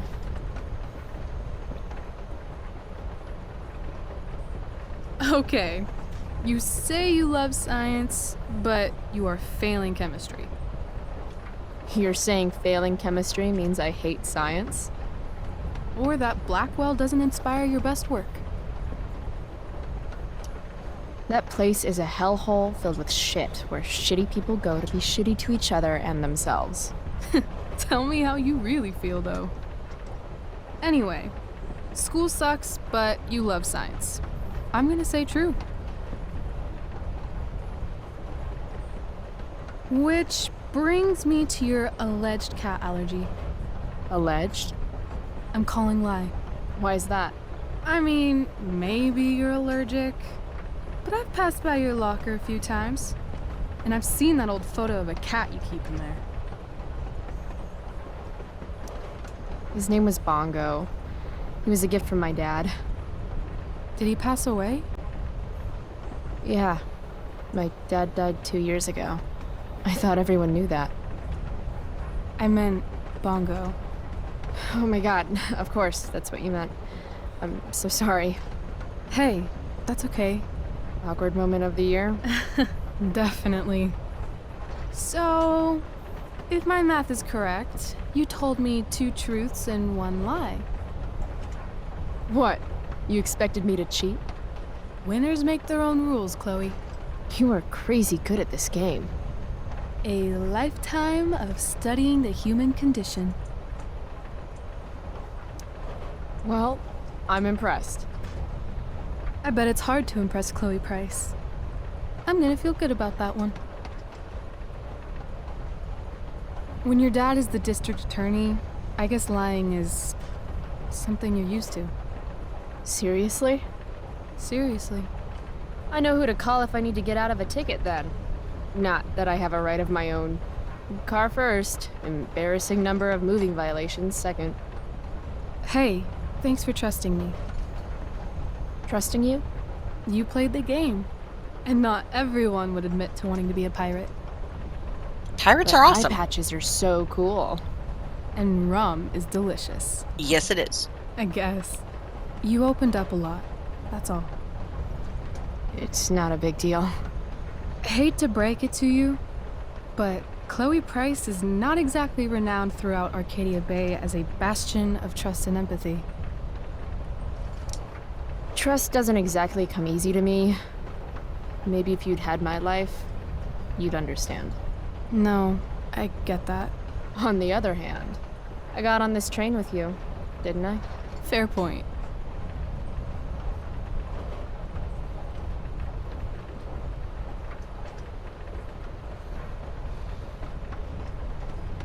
Wouldn't mind listening to some music.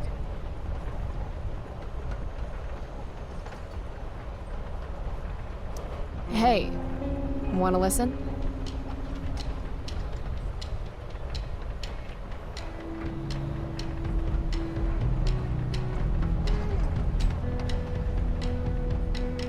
So, are we heading outside? It's a victory dance. Are you coming down?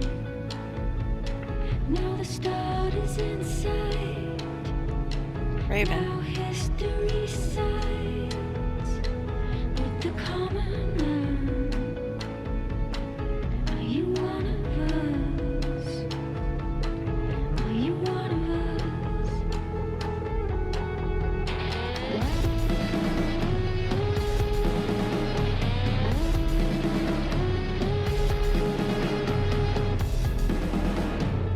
It's just an accumulation of crap. Sorrow will end.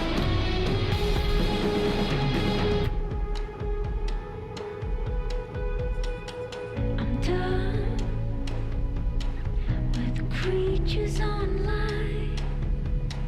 And there's more to this life. If you're honest now, are you coming untied? Are you one of us?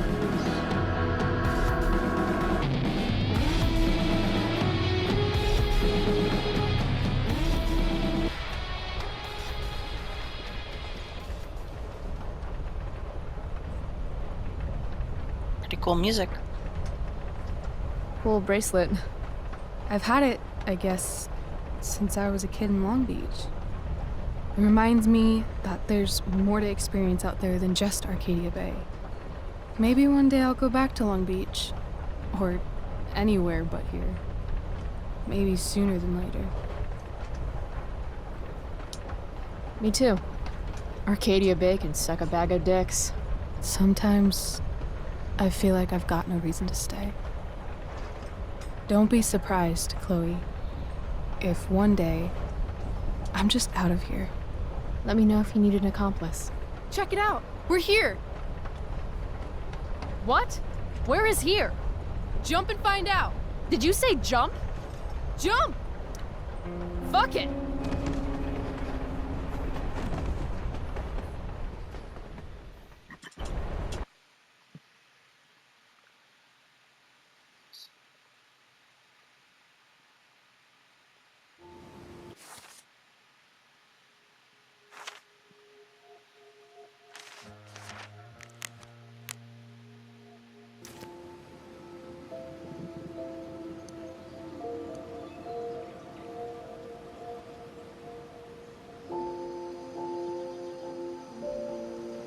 It's one way to get to a park.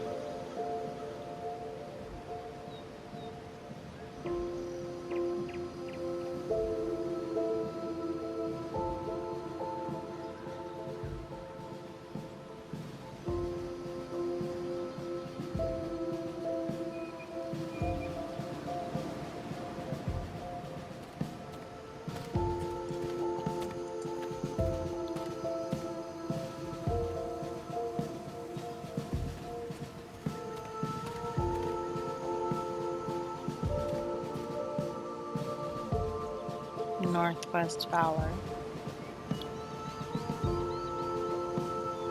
A totem pole.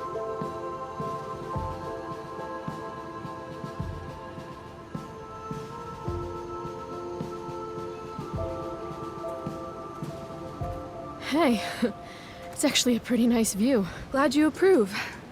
And as your reward for making it up here, I have a new game for us to play.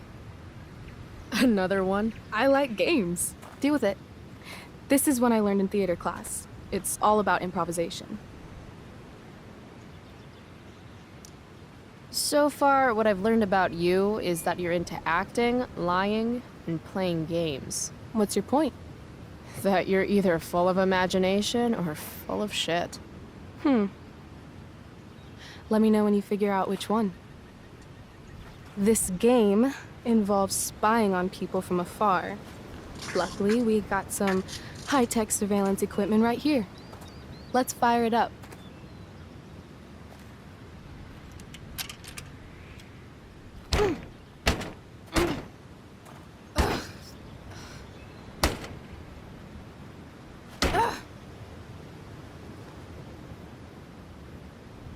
That blows.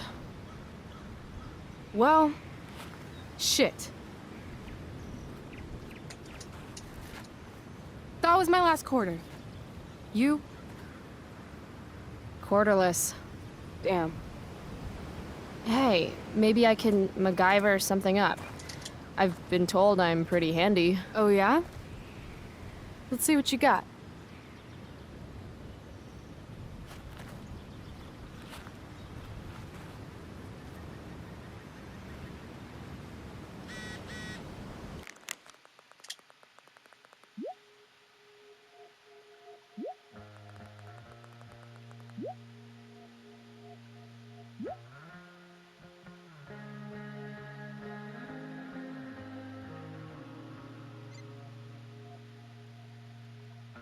Rachel really wants to use this viewfinder. I'd love to get it working for her. Damn, that's an old tree.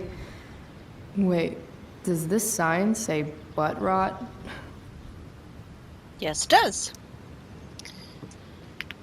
Culmination State Park's iconic white oak tree is one of the oldest in Pacific Northwest. Its curved, chair-like growth pattern reflects the Native American custom of shaping such trees to mark trails or denote areas of cultural importance.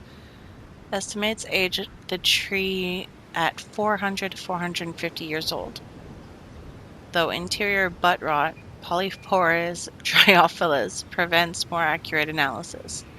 Scar on the northern end of the trunk attests to the tree's survival of a direct lightning strike approximately 200 years ago. 42 feet high, diameter at breast height 64 inches, age 400 to 450 years ago.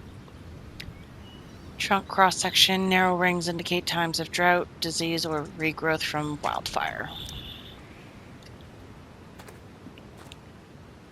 Looks like this one might actually be working. Alright, let's go on an adventure. Dwight Mueller really killed it with this statue of an explorer guy. Where are all my explorer ladies at, though? Probably at home, washing laundry and spitting out kids. Fuck you, Dwight.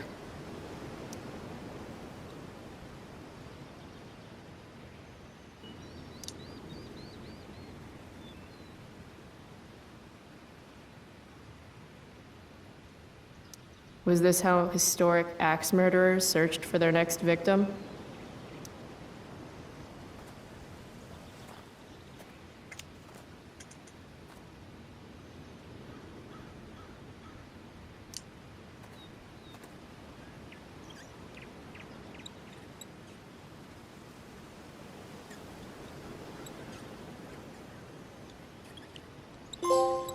Stop sextanting the interns. Dwight Mueller really killed it with this statue of an explorer guy. Where are all my explorer ladies at, though? Was this how historic axe murderers searched for their next victim?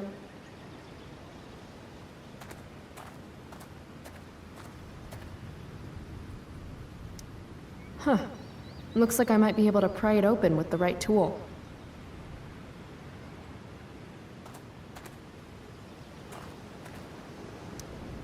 I'm thinking about prying open that viewfinder. Got a knife on you? A knife? Yeah. My mom took mine. No. How about a nail file? I guess you could stab someone with a nail file. Oh, right. Sure, let's try it.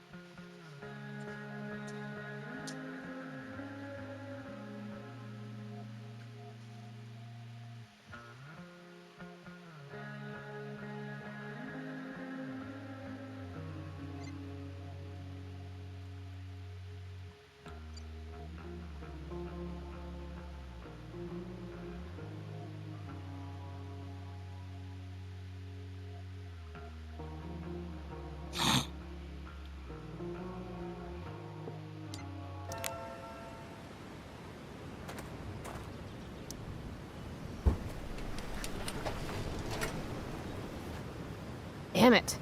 It always looks so easy in the movies. Wonder if I can find something sturdier to use.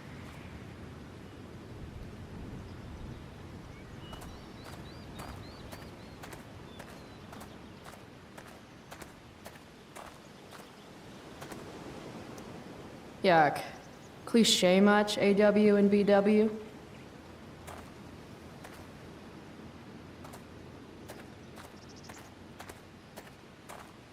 If Max were here, she'd probably take a black and white photograph and call it Innocence Lost, or some shit. I guess nature doesn't quite provide. I wonder if I could use this to get the quarter out.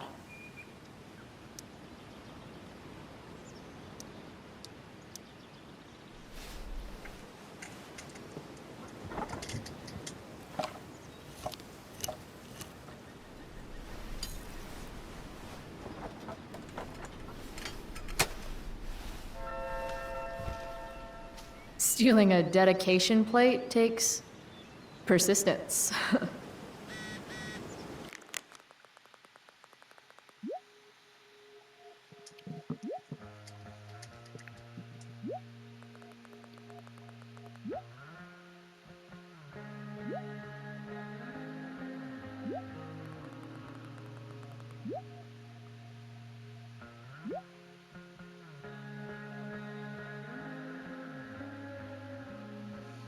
Wonder if he's been down because his dad got fired from the thingamajig.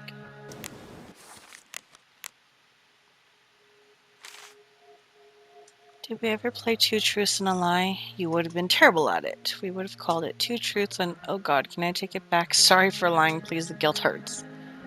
Two Truths and a Lie should be a class in school. I feel like I learned a lot. For example, Rachel is ambidextrous. She's a Leo, and she's also from California. I also learned that I still have lots more to learn about lying. Rachel read me like an open book. She called bullshit on my made-up cat allergy. She's basically a human lie detector. Have I mentioned that we were on a train? It was pretty cool sitting there and watching the world fly by. Then when we jumped off it and wound up at some crazy-ass park north of town, NBD. Wonder what that stands for. Captain Chloe Bluebeard, Scourge of Arcadia Bay.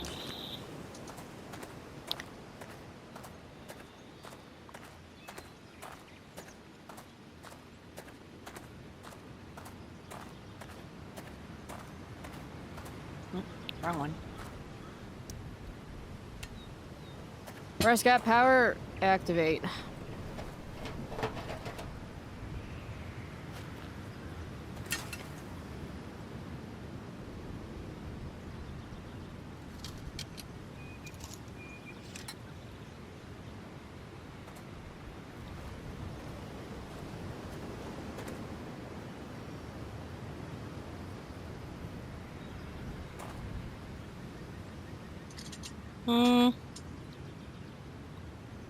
Game over. I win. That was enough of a game for me. Your MacGyver skills are second to none. Except, probably, MacGyver. Sad thing that kids nowadays won't understand that reference, and I'm old enough to say that. Rachel Grim's probably smells rolling like his eyes behind me. Jasmine? Is she smelling me right now, too? Really should have showered this morning. Alright, here's the game. You find some people for us to spy on, and then you and I will act out what they're saying and thinking. That's it? I do that in my head during, like, every class. See? You're a natural. Let's give it a try.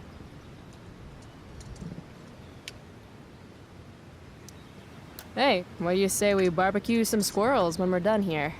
God, you just have the best ideas. Loving this guy. What's he thinking right now? No matter how fast I go, I'll never outwalk this wedgie. That's so tragic, but also beautiful in its own way.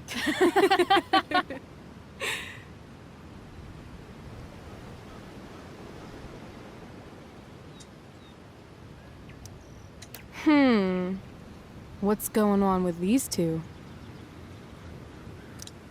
If you want lunch, you're going to have to learn how to skin your own food like a man. But I don't know how to skin a bald eagle, Dad. You don't? What the hell are they teaching you in school? Wow, that was dark. Too dark? Perfect dark. Alright. Grill. Statue.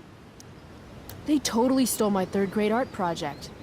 Wow, you made that? Can't you tell? It does have a certain give zero fucks quality that I recognize. Anything else I get? All right. Let's see. Why do we always hold hands like this? Didn't you tell me you were ambidextrous? No, I didn't. I said I was ambisexual. Oh, so you can have sex with both of your hands? Exactly. Want to see? Only if you let go of my hand first.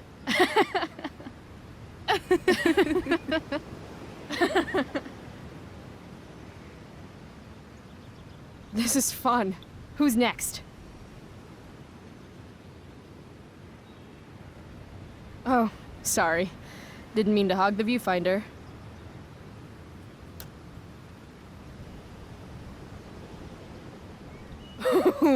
Jackpot!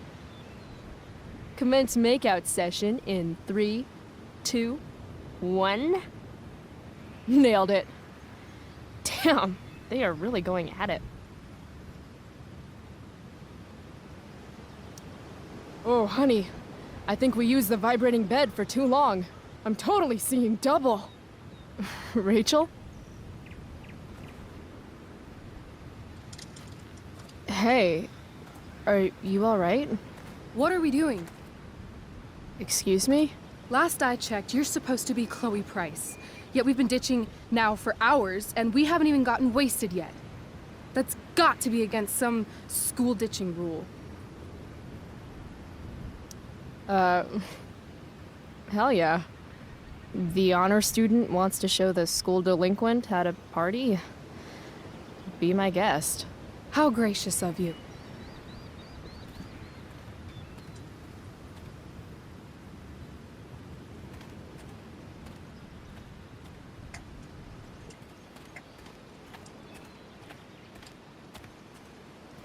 They have a bottle of wine. Let's steal it. Okay. Or we could go try to find a liquor store instead. No. You shouldn't bring alcohol to a public park if you're not willing to share it with everybody, right? And fuck it, I just want to take something that's not mine. All right, I'm going in. Try to keep up.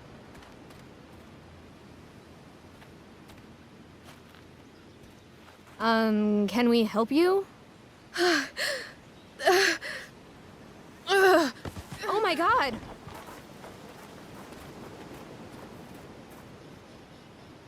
Holy shit. Talk about committing to a performance. Better act fast. And What the do we do? Oscar for Best Should we check her Distraction of pulse? wine-toting Didn't you used to be picnickers a goes to lifeguard? Give her Rachel Amber. CPR. That was Better years play my ago. supporting You role think and I grab the remember? wine How to save fast. someone's life? Yeah, I guess I'd remember something like that. So then you do it.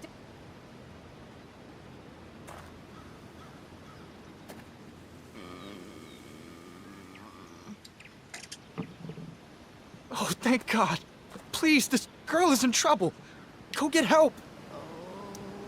I need to get these two to focus on Rachel so I can swipe the wine. What are you waiting for? Go! Don't look at me. Look at Baywatch over here. I don't remember how to do CPR. Wah. It's time to nut up or shut up. Watch out. I'm going to check her pulse. That's on her neck, right? I still think you should go get help. There's a ranger station on the other side of the park. Good point. We'll keep watch while you go.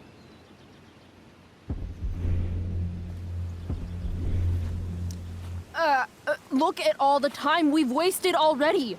This woman needs mouth-to-mouth resuscitation. Stat. No.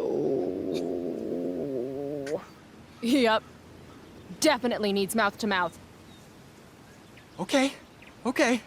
You can do this. I can't do it. Pathetic. Look, he's clearly useless. This woman needs help from someone who actually knows what they're doing. Okay, fine. I'm going. But when the police show up, I hope they don't arrest you. Arrest us? Good Samaritan law. Ever heard of it? It means you have to do everything in your power to help someone in trouble. Everything. God damn it. I'm going in.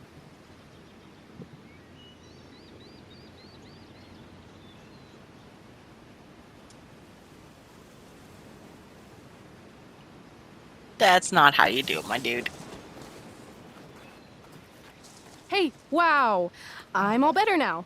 You saved my life. From the bottom of my heart. Thank you. Yeah. Good work, everyone. Peace out. That was incredible. You're a hero. Huh. I guess I am.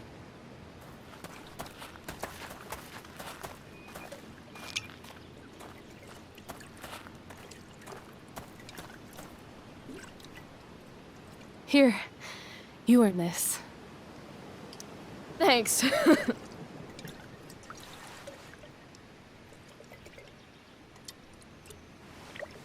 I could use a drink after trying to keep up with you.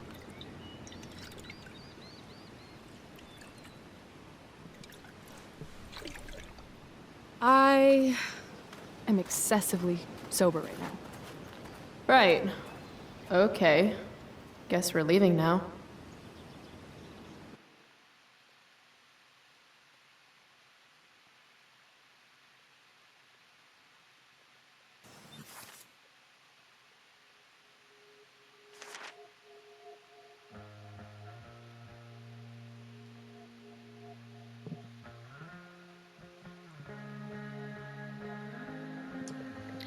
With all this Shakespeare shit going on, I thought I'd write you a sonnet.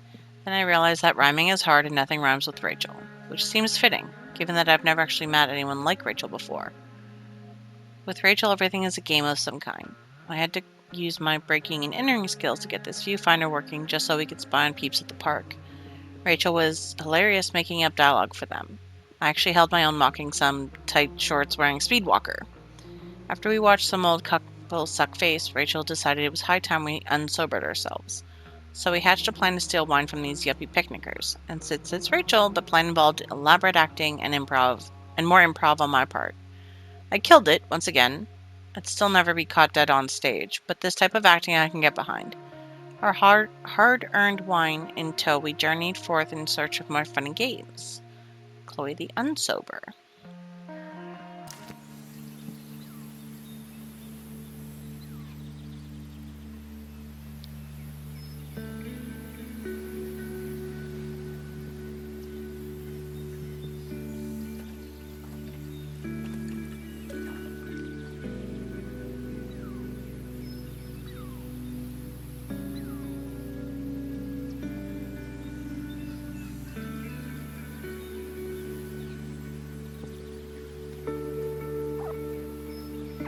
Squirrel.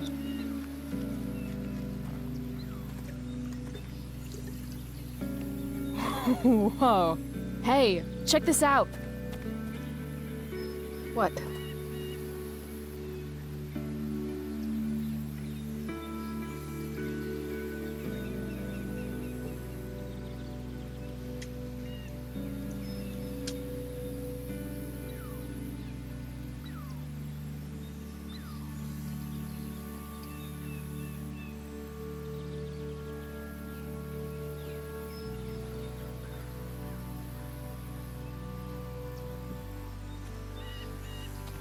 Great.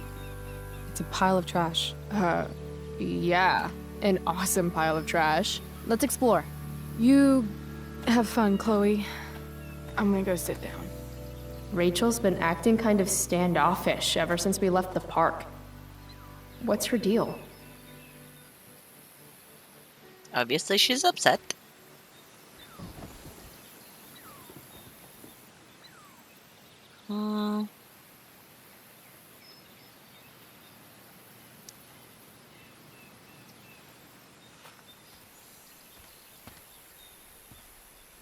I've heard that actors are moody, but wow, Rachel. I'm not moody. I just need some space. Is that alright with you? Okay. Actually, no. I thought we were having a great day together. Why are you acting like this all of a sudden? I'm not acting like anything. I just want to be left alone right now. No. I don't understand. You can't just turn on me for no reason. I'm sorry, turn on you? I guess I forgot. It's always about how you feel, isn't it? Sad Chloe's fucking sad again. Maybe you should try giving a shit about other people for once. Are you serious right now? Fuck!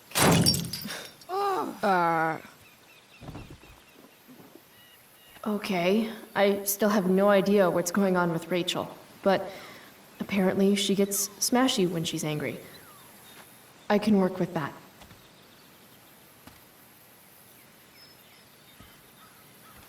Score.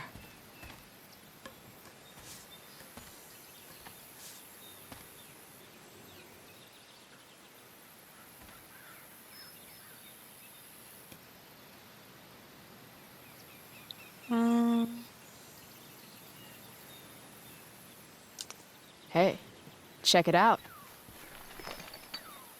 I don't always drink beer, but when I do, I prefer drinking it next to an old toilet. Home run! Can I see? Sure. I asked you to leave me alone. Are you kidding me? I know you're the school princess and all, with the DA daddy and the perfect grades and all the perfect little Victoria chases kissing your perfect ass, but seriously, fuck you. Great. I'm leaving. See you around, Chloe. You can't leave! Watch me. Rachel, wait! Don't go!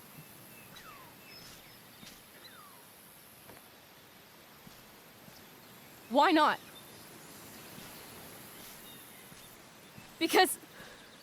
Because I don't want to ruin this the way I ruin everything else in my life. And what is this exactly? I mean, fuck. Are you actually going to make me say it? Say what? You know, like a friendship. But more. Ah. I know. Weird, right? It's just... Today was the best day I've had since my dad died. And when I almost ruined it just now, the way I ruin everything, it made me realize whatever's going on between us is special. Come on, say something. Chloe, you know what? Forget it. This was really stupid. I mean, you're Rachel Amber, and I'm Chloe Price. It's not that. It's just hard right now. And I can't talk about it. Why not? Because I can't. I know it isn't fair, but it's how it is.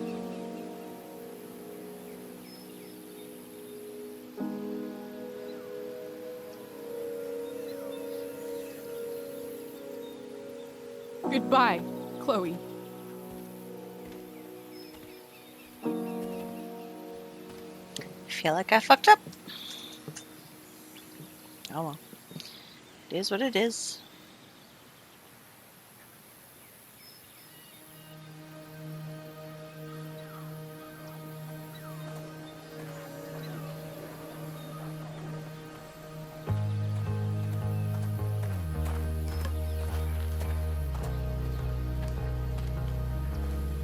Fuck this place.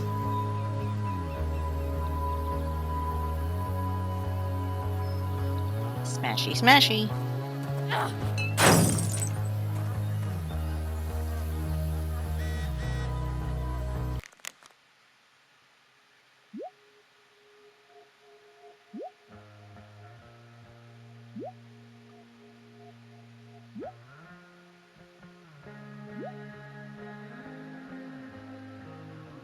Not right now, I'm not.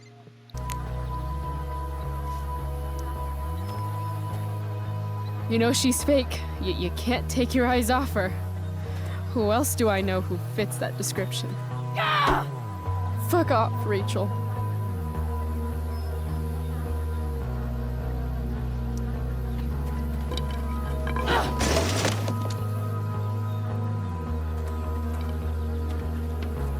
I've never understood your hard-on for cameras, Max.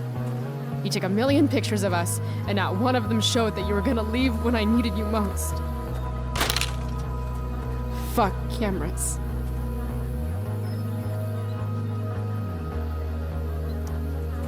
Ugh. Ugh. Ugh.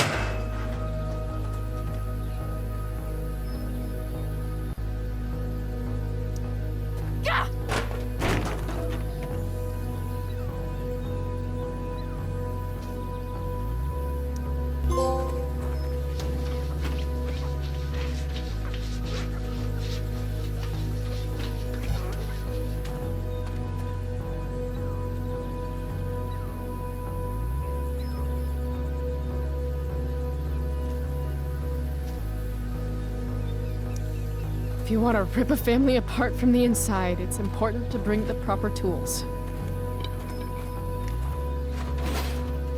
Fuck you, David.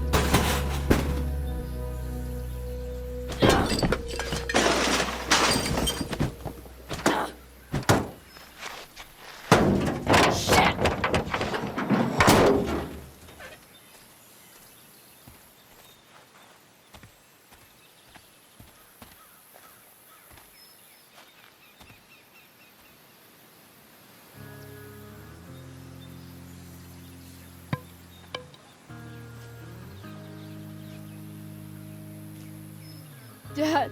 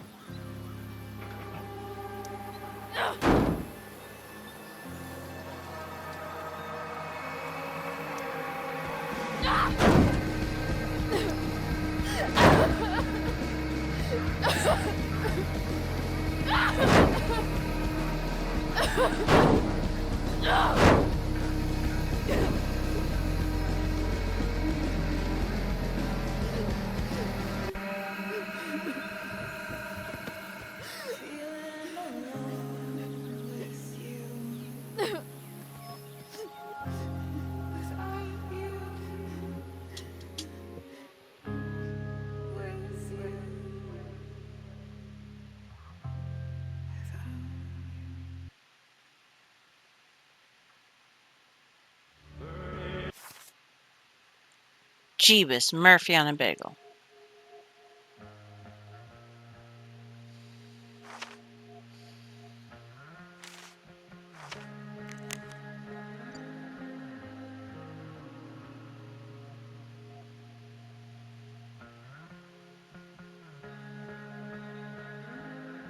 That's harsh.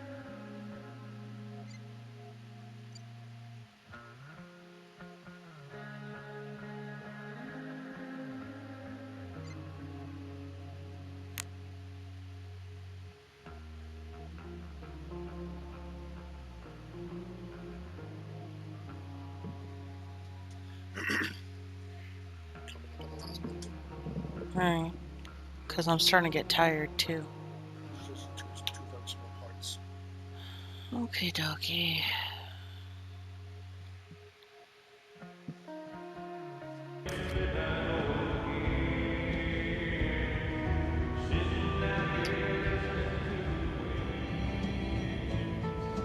I just called to tell you that I miss you, my old friend. Why are you crying, sweetheart?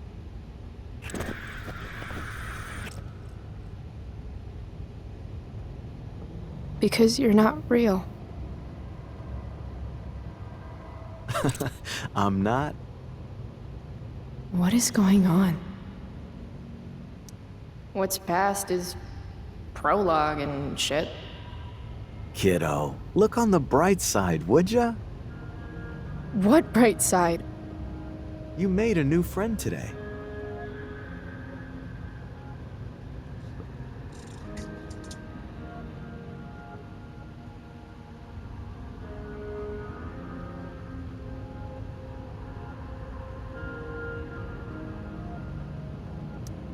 I don't feel drunk.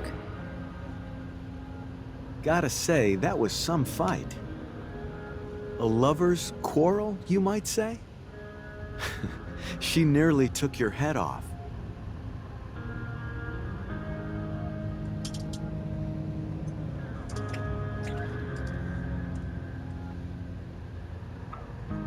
What do you care?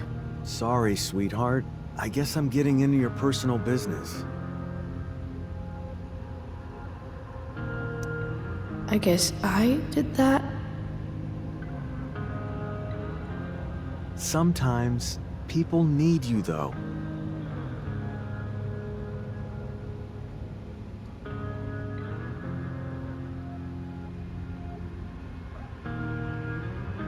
Even when they don't admit it.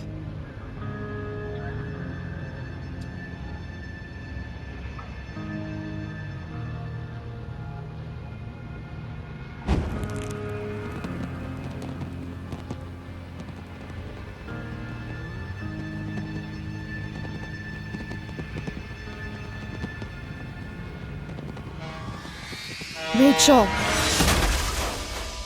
The shit?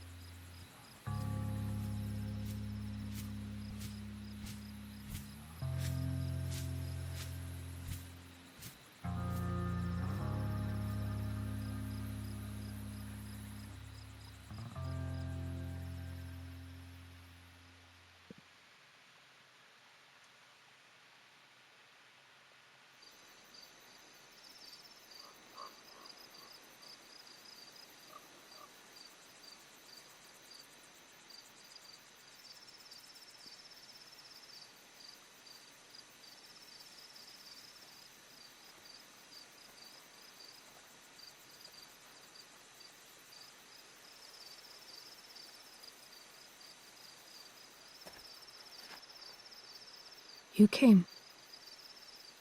I'm glad. Hey. I couldn't let the day end with whatever this afternoon was.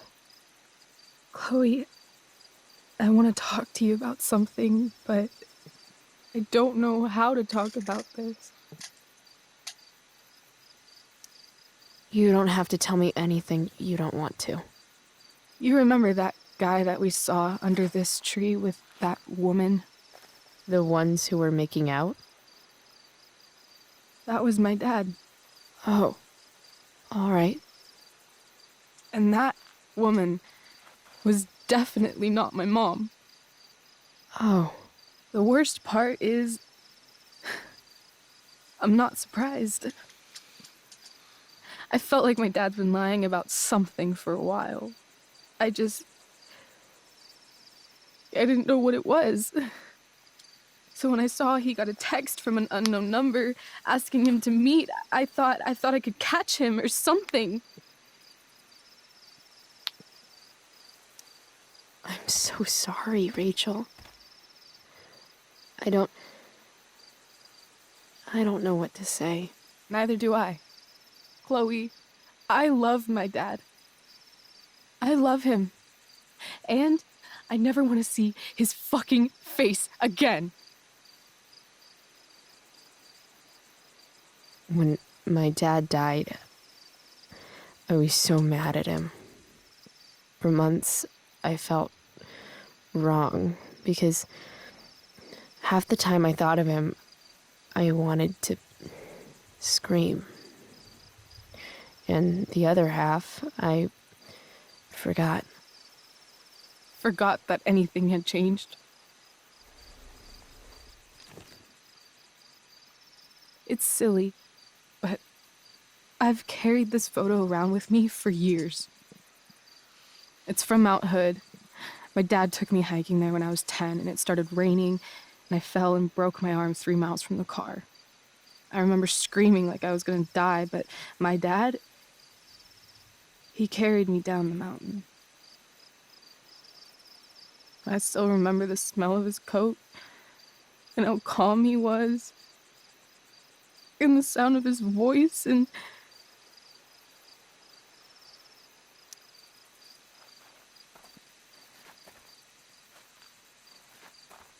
he was just so strong, you know? I felt safe. You trusted him. Completely. Here. Chloe, I owe you an apology. Hey, we were both kind of the queen of shitty. No, I mean it. Whatever's going on between us, it's intense and new and awesome, and you had the courage to tell me that you feel it too. And I treated you like shit. Courage? I don't know if I'd call it that. More like blind desperation. And maybe a slight buzz from that wine. I just want you to know I'm lucky that you were with me today. You're a badass, Chloe Price. What? Remember that biker asshole who wouldn't let you into the mill? You talked your way right past him. You saw that? And those skeevy douchebags who followed you upstairs? You dropped that one guy with a bottle to the face. Only because you showed up at the last minute, and... What about Drew? When he was picking on Nathan? You got right in his face and called him out.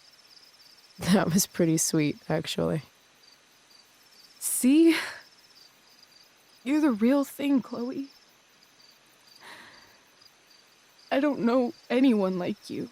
Plus, you came along with me, no questions asked. Well, I don't really need a good reason to ditch school. I guess tomorrow there'll be hell to pay. My mom might skip grounding and just go straight to the death penalty. And my dad will definitely punish me with...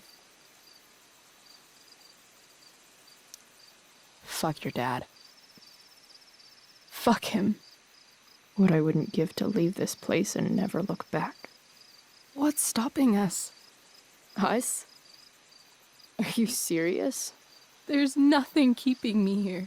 Not anymore. So, if I came to you tomorrow and told you to pack your bags... I'm serious. Let's do it, Chloe. Let's leave this place forever. Okay.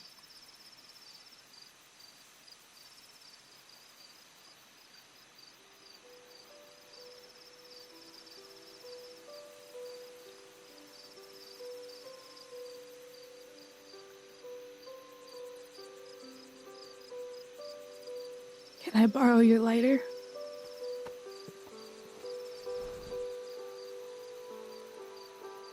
Thank you.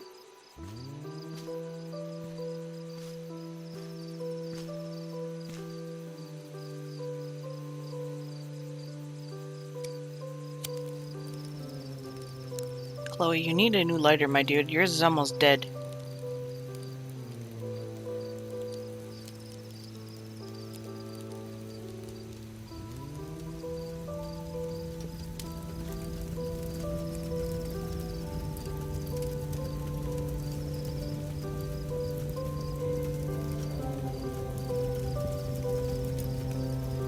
Come on.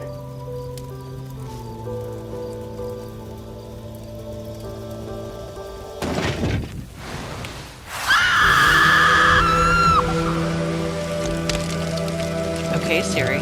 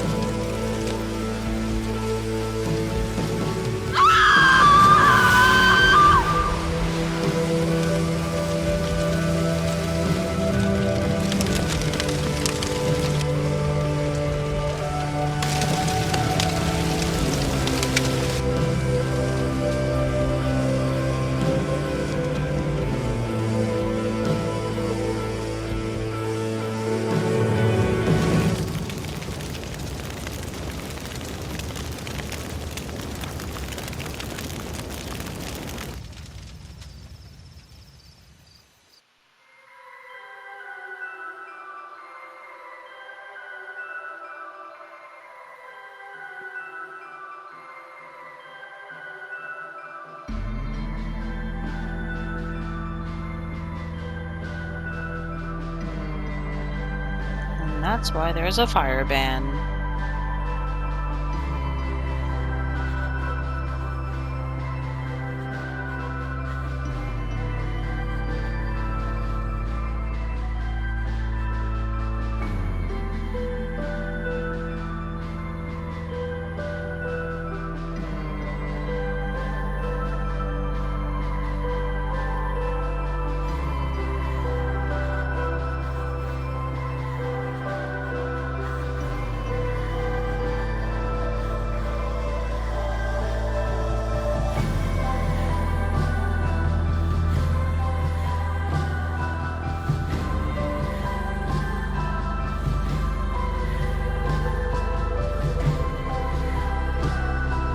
Sketchy shit you guys are getting up to.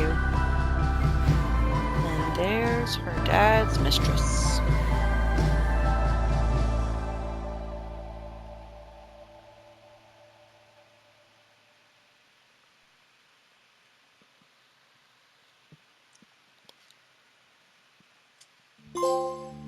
Awake, dear heart. Trophy earned.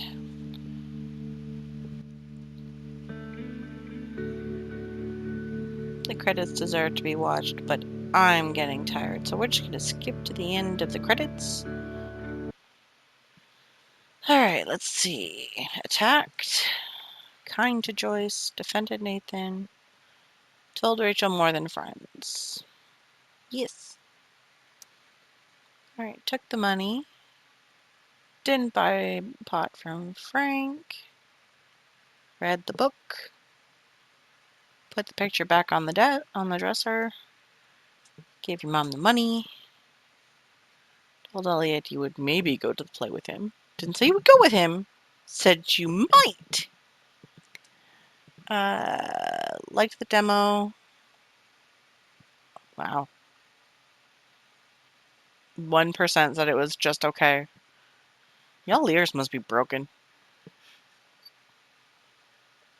Finished the game with Steph. Sabotaged the homework. Told Rachel you believe in love.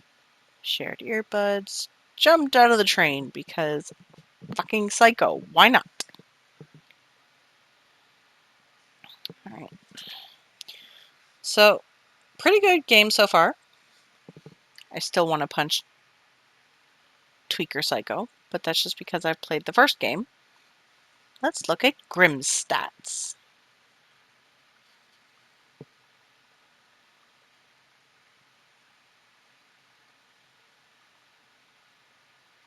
Took the money. Didn't buy pot. There's a lot of 50-50s here. Grim didn't listen to the demo.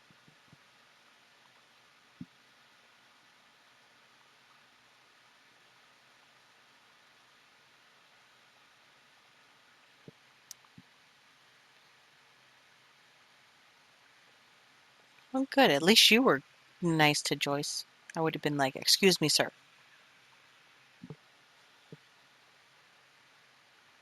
The occasional squabble with Joyce, fine.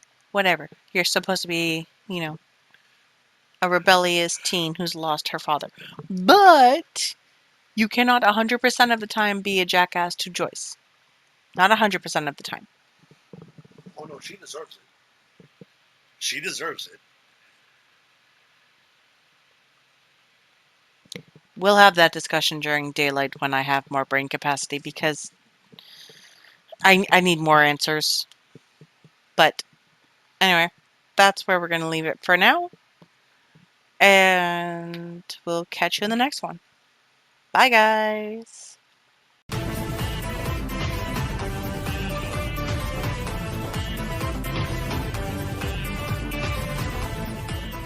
it! Do it now!